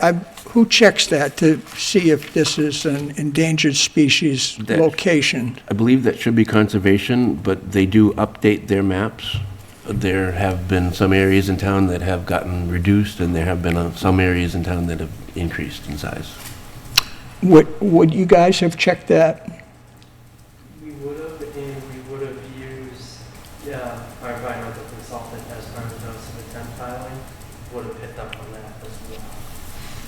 So that's probably been looked at. It's a checkbox on the notice of intent. And I'll tell you this, if they don't do it, and they end up doing work within the polygon, and Natural Heritage finds out, they're going to wish they'd checked it beforehand, because it becomes what they call a taking, and then they're kind of at the mercy of Natural Heritage to come up with some type of resolution.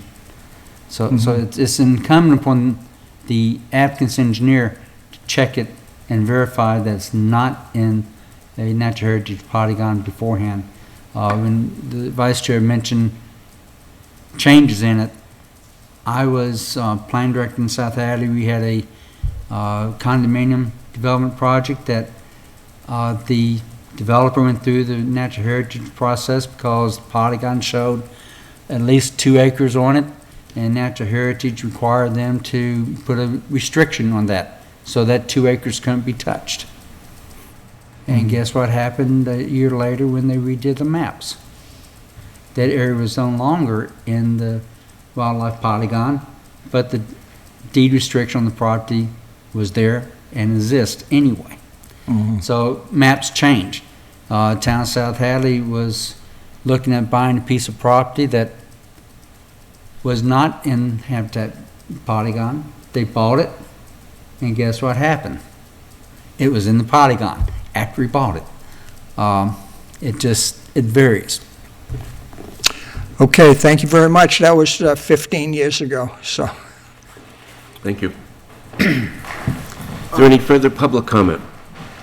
I just have one quick follow-up in regards to the Master Plan Steering Committee. If you want any additional information, you can go to planlunenburg.org. They've set up a website where they coordinate everything. There's surveys there as well in terms of what is it that people are looking for in the town. So I recommend anybody go there, check it out, and take the survey if you haven't. Thank you. Excellent. So, we stated at the outset that we were going to be continuing tonight. Do we need a signed request? No, you don't. You can just continue. This is a stormwater permit. There's no time limit?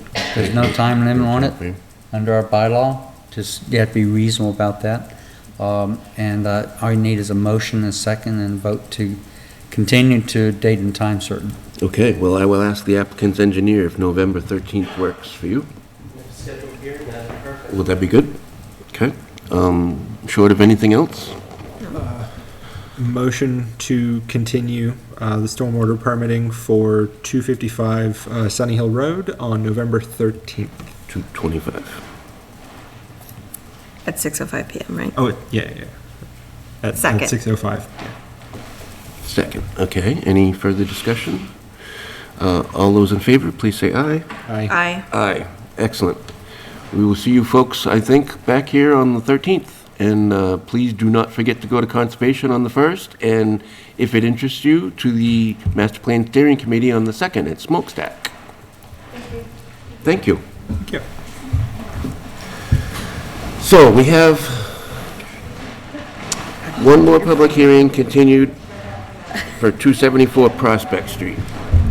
It's continued, right, from last Yes. meeting? Okay. I don't have to read anything. Right.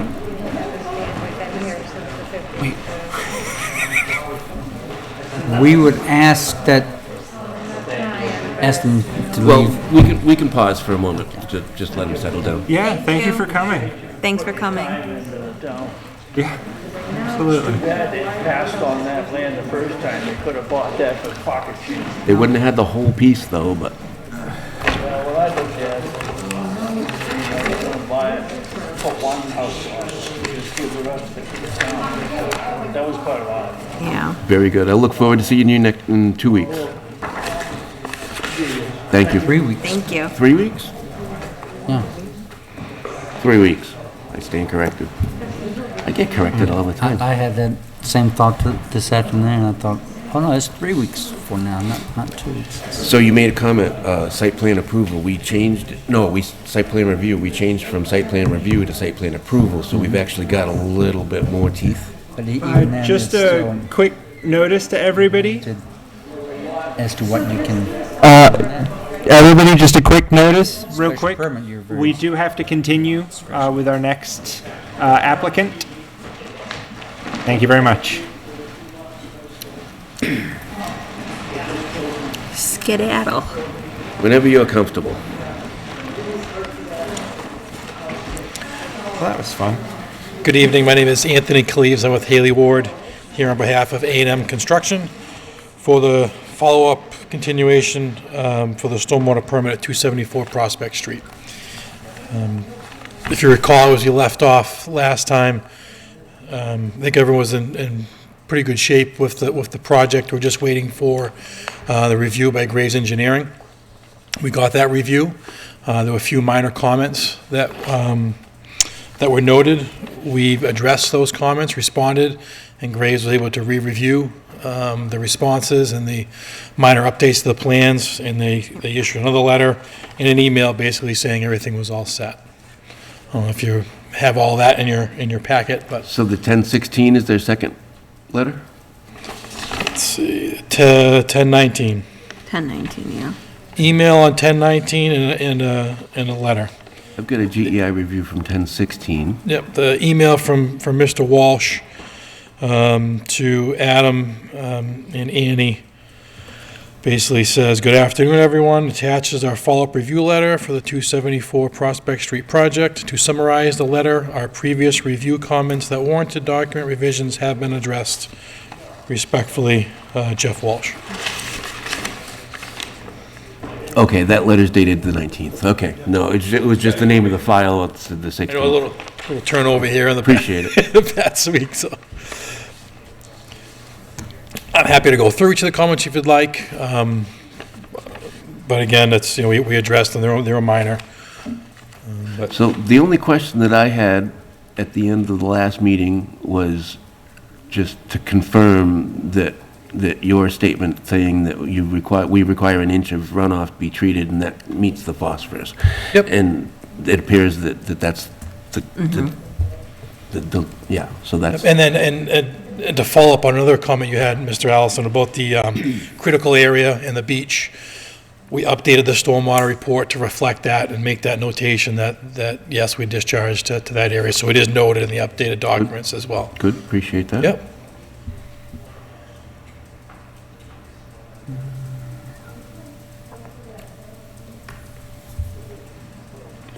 So this was just a stormwater permit, right? Correct. Yes. Okay.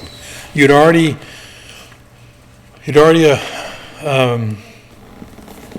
made a motion to endorse the A&R plan, but at the last meeting, you asked if it was okay if you didn't sign it right away, to sign it later, which was fine with us.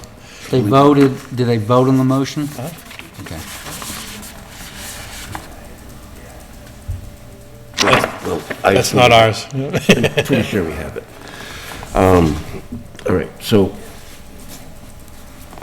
yeah, as far as what he said is my understanding of where we left off. Yeah, that's the right one. So, any questions, comments, concerns? No. No, I don't have any. I'm not familiar with the project, so. Okay, so just to I give can you go some, through it if you'd like. I No, mean, that's fine, no. just to I give you don't the think that's background, necessary. this is adjacent to where the old Whalen Park used to be. Okay. And the blue line there is Whalen Lake, and there's a public beach, town property right there. So that was the biggest concern of this property in the last 4 or 5 renditions of development. It's gone from 22 to 18 to 16 to 3 duplexes. Yeah, which is good.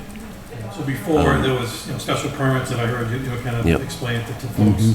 This was just A&R by right duplex, so the only permit at this point is the stormwater.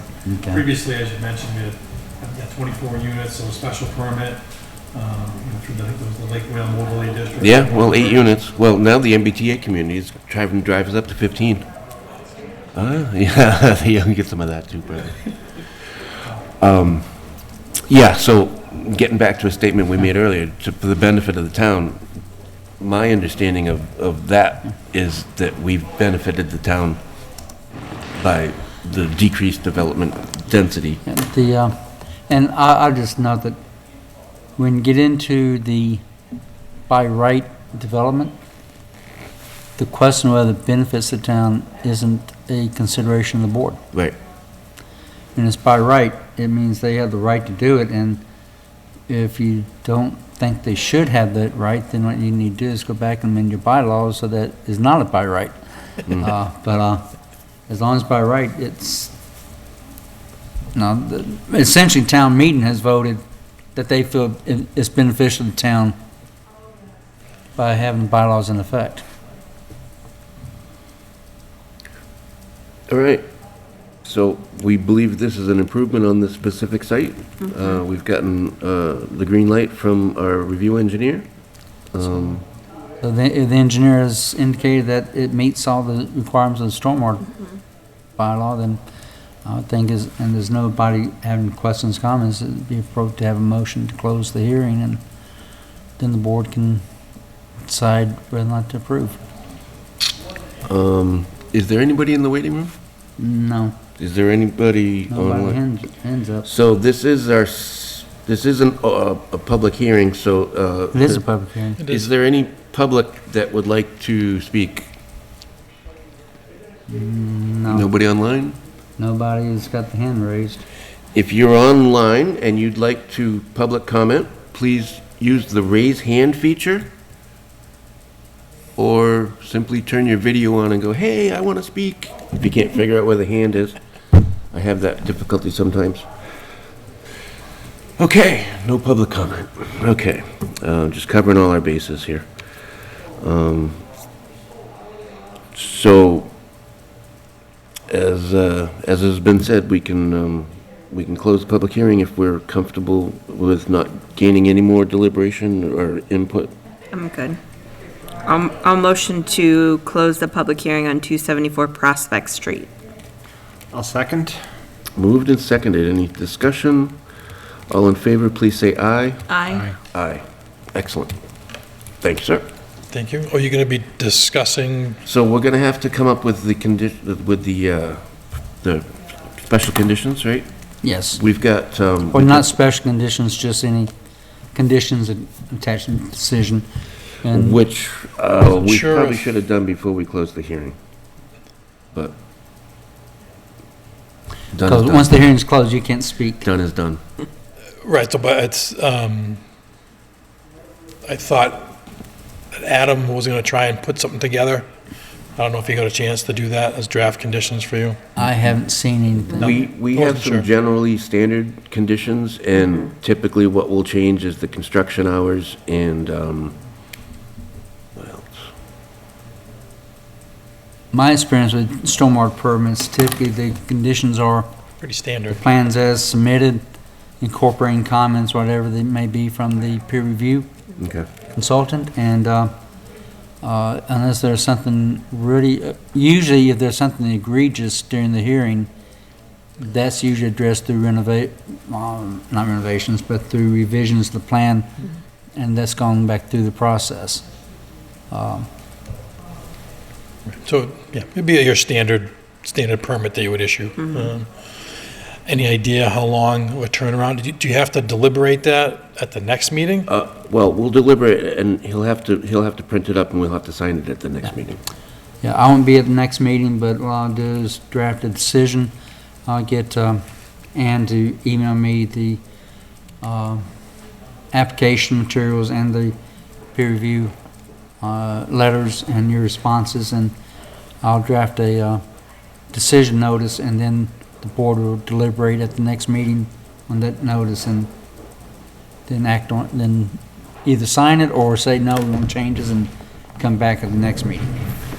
The stormwater bylaw in Lunenburg doesn't give a time frame, but we'll do it as expeditiously as we I can. appreciate that. It has to be done in public meeting, so it's, Yeah, I appreciate that.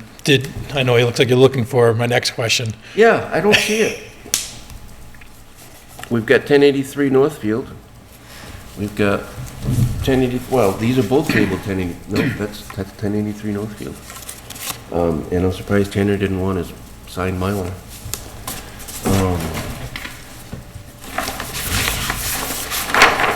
This is not it. No. but you've already voted to authorize endorsement, correct? Yes. The last hearing was the A&R plan, voted to endorse What it. to do is, you put on the record that the board members will go by the office and sign between now and the next meeting as expeditiously as possible. Just paper copies in here. Yeah, the Mylar wouldn't be photoed up, that's for sure. I hope not. It'd be obvious if you had it. so. Apologies for that. That's okay. I wasn't sure if you were going to try and sign it between, or if it was going to try and get signed at this meeting. 'Cause I know we talked about it, and if it was okay to push it out to this meeting. So I would suggest that since it was apparently was mentioned at the last meeting that you're going to sign it this meeting, that you just make it clear in the record that board members can go by the office and sign. Sure. And then once it's signed by 3 members, the planning department office can notify the applicant to come pick up their copy. But you're good to go as far as we're concerned. Okay, thank you. And then for that next meeting, again, as the hearing is closed, there's really no reason for any representative to come for that, because we No. really What, can't. I don't believe so. No, what I can do is, I can send you a copy of A my draft draft, copy. and if you can give me comments if you have any, Yeah, just in something's case. not clear. I've usually done that just to ask applicants, is everything clear? Yeah. Because I have had a couple of times where it wasn't clear, and I thought it was, and that's been why they thought it said something else, and I just tweak the language, make everybody happy. Because worst thing you want is have something that is not clear, because then 6 months down the road, We're 2 back- years down the road. We're back here. Yeah. Yeah. Okay, great. Well, thank you very much for your time. Really appreciate it. Very good. Thank you. Thank you.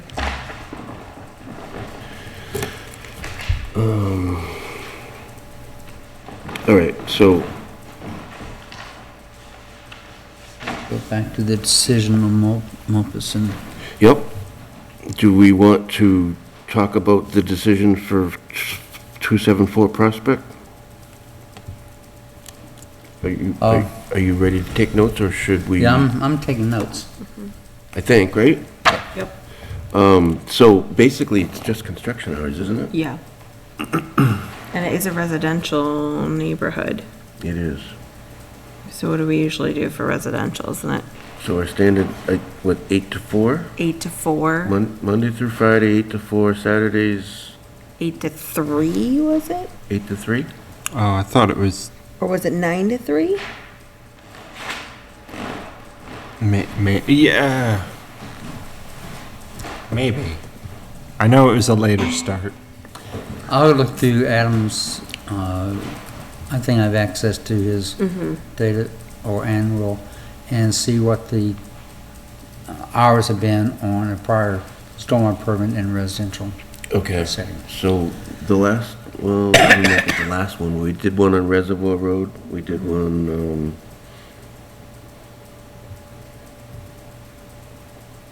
I don't remember. Reservoir Road was fairly recent. That's a residential area. Okay. All right, so I think we're done on that one right now? Well, no, so Monday through Friday, 8 to 4. And Saturday, Saturdays, 8 to 3? Is that what- It might be 9 to 3, 9 to 3? and then nothing on Sundays. So take what we say here with a grain of salt, and we can confirm Mr. Brenner should be back this week, and, well, this needs to be a group decision, right? I'll see what I can get from Ann Okay. regarding what your standard hours have been. So, We could say standard residential hours. yeah, if we say that now, then you guys have kind of the free rein to have it printed for next week? or next Standard meeting? residential hours. Okay, yep, no construction on Sundays or holidays. All right, so that rounds out our public hearings, and we're going back up to the Mopus Road decision, 560.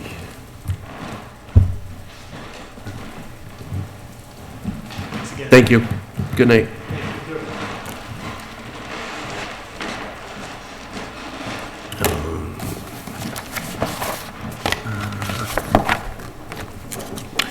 So What are this we- is Are we signing? already typed up, unless we see anything wrong with it. Oh, it's just the I believe minutes. it's just the signatures. Oh, we're not doing minutes approval yet. Not yet. We will get to It's the it. same one. That's the thing, the minutes are the same as this. Oh, They're both okay. 560. But no, that's fine. You guys want to see it?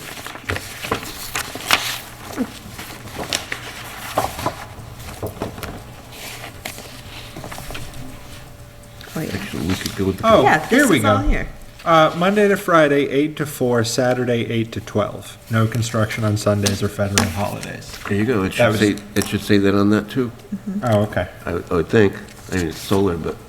8 to noon Yeah. on Saturday, okay. Did you get that? Yep. Excellent. Monday to Friday, 8 to 4, Saturday, 8 to 12, and Sunday, no. Sunday and holidays. Yeah.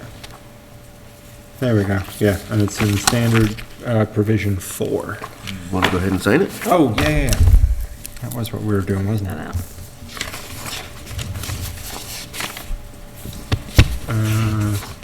Are we supposed to have like a signing line? Yeah, it's on one of the Oh, pages. yeah, That's there we right. go. Hold on a second, Can I borrow your pen? Yes. Thank you.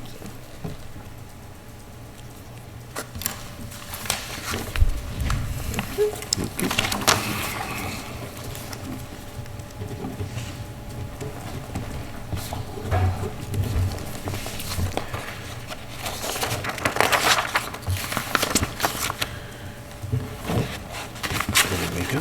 We can leave that for Annie when she gets the computers. Okay, we didn't have that public hearing. We're all set with that.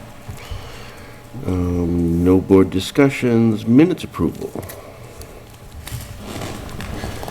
So, we're gonna have to work on Annie with this one too, a little bit. So, I think, did we not have any public hearings last meeting? We did. I thought we did. I think they're on here for 560 Melpis and 274 Prospect.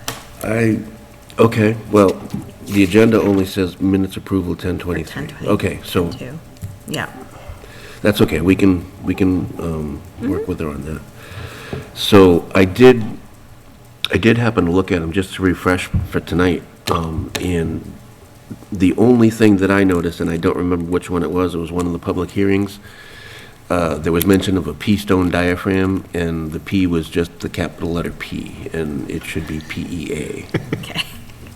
PEA. Noted for the record. Yeah. It was 274 and 560 were our public hearings last week. So I'm guessing it was 274.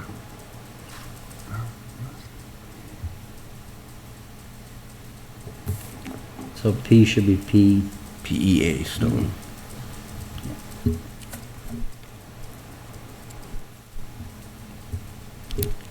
So since they were public hearing and general meeting minutes, we need to do them either en masse, but itemized. I'll motion to approve the minutes for the planning board meeting on October 2nd, 2023, as well as the meeting minutes for 274 Prospect and 560 Mulpus Road, both as well on October 2nd, 2023. With the correction made on 274? With the correction made on 274 of the P-stone. Yep. And I will second. Excellent. Moved and seconded. Any further discussion? All in favor, please say aye. Aye. Aye. Aye. Minutes are approved. Committee reports. Open Space Ad Hoc Committee, we will be meeting on Wednesday. It's a Zoom meeting at, I believe, at 7:30. Lunenburg Municipal Building Design Committee. As I alluded to earlier, one of the applicant's engineers, who is a member of that committee as well, we had a joint meeting with the school committee last Monday, I believe. And the discussion was centered on Phase 3. So Phase 1 is building an annex on Ritter Building and having town hall and the school offices in there. And then Phase 2 would be vacating the town hall here, rebuilding this for meeting space. And then Phase 3 was the creation of a community center, and originally we had it at the TC Passios. There have been discussions since we came up with Phase 3, which was months ago, and they have been centered around the next slotted school building to come to interact with and be Turkey Hill. So the group meeting, the joint meeting with school committee was kind of to get everybody's opinion on what should be done. Should we continue to look at the TC Passios as a future community center, or should we be looking at possibly Turkey Hill? And I mentioned the fact that that was not really within our charge. We didn't have the TAPE or the Vertex reports on the existing conditions of the building. So since then, Select Chair Jeffries has gone back to the Select Board with his committee report, and I believe they had kind of a handshake deal on that would be a good idea or acceptable. But that was what our last meeting revolved around. We're trying to focus on Phase 3 Community Center, and basically the toss-up is coming, is it going to be TC Passios or is it going to be Turkey Hill? The other comments that I had made at that meeting was that when we did the Village Center District zoning, we included a general area for the TC Passios and the Brooks House in that zoning area. There still is no property line. The care, custody, and control has been shifted from schools to general municipal for the TC Passios, not so for Turkey Hill. And Turkey Hill is still an active school. So there are some moving parts, but that's basically the gist of where we're heading.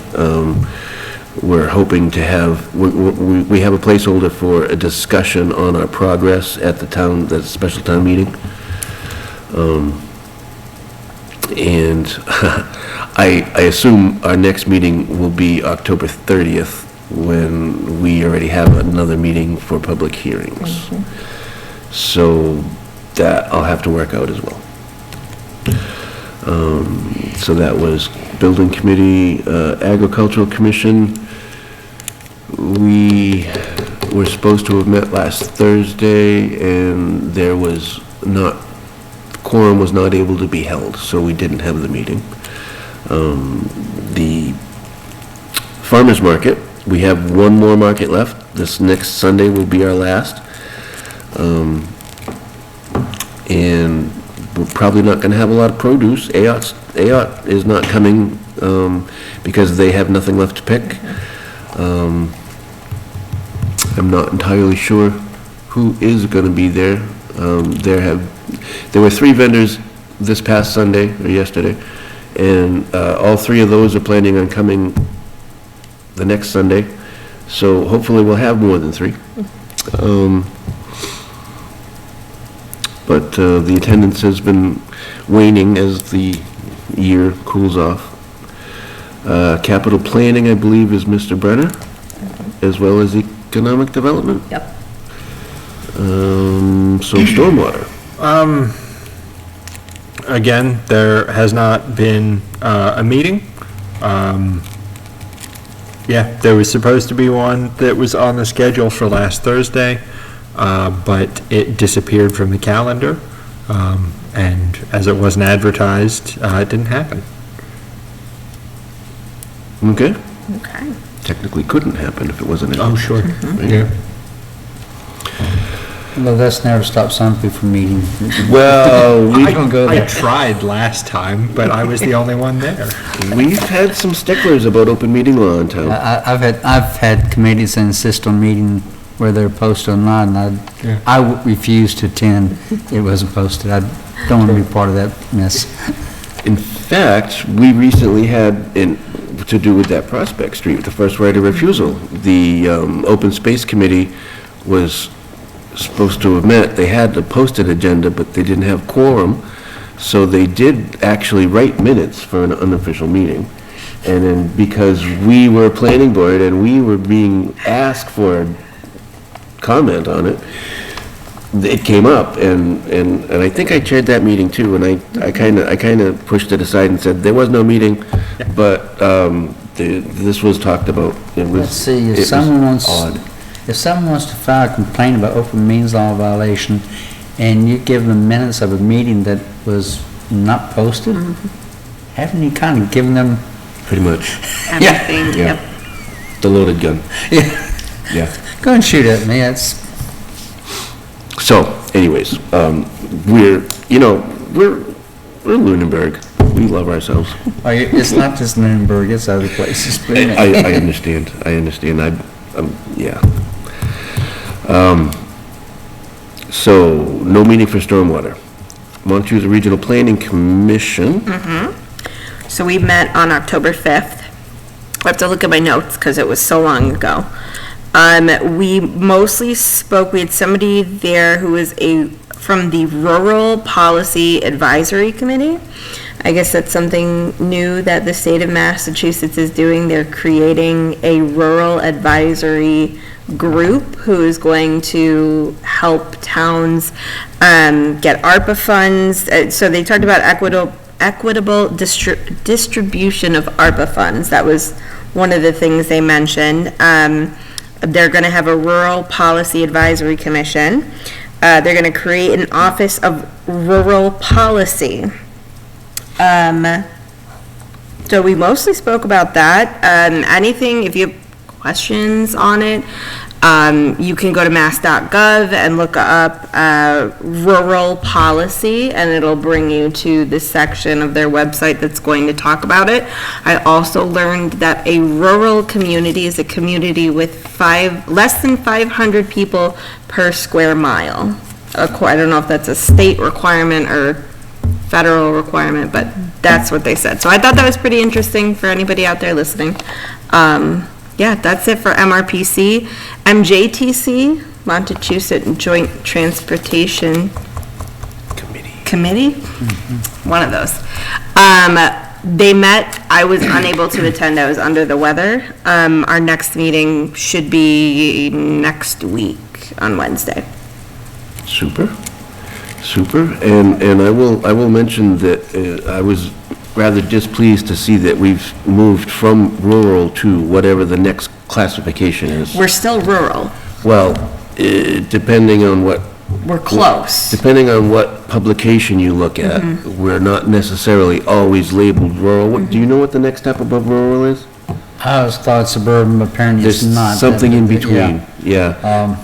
Emerging. Yeah. Emerging suburban areas, I think, something like that. Okay. So, yeah, I mean, we've got this 8 unit per acre density zoning over in the Whalum district, so. The challenge is you have one definition that U.S. Department of Agriculture use, you have another definition that U.S. Department of Transportation will use, and they don't always agree. All right. So the director's items was intentionally left blank for this meeting. I think it's been blank for the last few meetings anyway. I don't have anything. Thanks for stepping up and helping us out. Oh, thank you. And it's gonna be fun. Yeah, we always have fun here. Oh, it's so much fun. Meeting schedule, 6 p.m. All board meetings are held at Town Hall unless otherwise indicated. Our next meeting will be November 13th, followed by November 27th.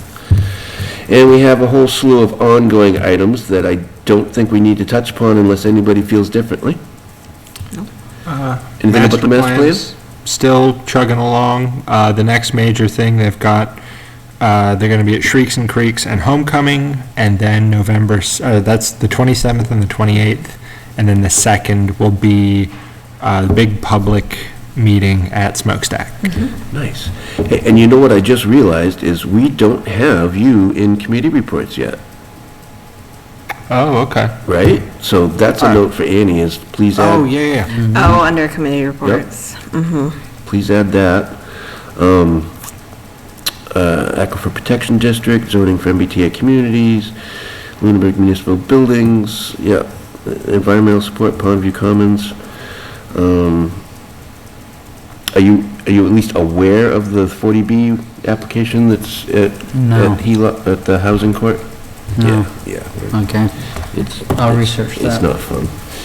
There's really nothing we can do about it, and I'm not sure why it's on our agenda because it's totally in the ZBA's hands at this point. Yeah, it's not planning board. I tried to get, when I first moved to Massachusetts, I tried to get idea of 40B being under the planning board, and no, that wasn't going to happen. No, I think that was intentional. That's the Pond View? Yeah, Pondview Commons. So we have rounded back to public comment. Do we have anybody with us on Zoom? Okay, board comment, concerns? The only thing I want to mention is we don't have our town meeting listed on the meeting schedule. I don't know if that's worth mentioning. November 14th. November 14th, 7 PM at the middle high school. Be there or be uninformed. That's it for me. Uninvolved, let me put it that way. Okay, anything else? Board comments, concerns? No. I will just take another opportunity to thank Richard for being here and helping us out. And I want to thank Annie for, picking up some slack in the office. I'm sure it's not that easy. And just encourage anybody that has any interest at all to, step up. We've got a bunch of open paid positions. We've got a bunch of vacancies in elected and appointed volunteer positions. I think we've still got 2 openings left on the steering committee, don't we? Are they at large, both? Yes. So 2 at-large members to the master plan steering committee. We need them because we keep almost not making quorum because it counts the total seats and not just the filled ones. So that quorum is 7? 8. 8? That's a lot. All right. We need to sign the A&Rs. Yep, we typically will adjourn and we'll do that. Okay. Yep. So, short of anything else, I guess I would accept a motion for an adjournment. So moved. Seconded. Any further discussion? All in favor, please say aye.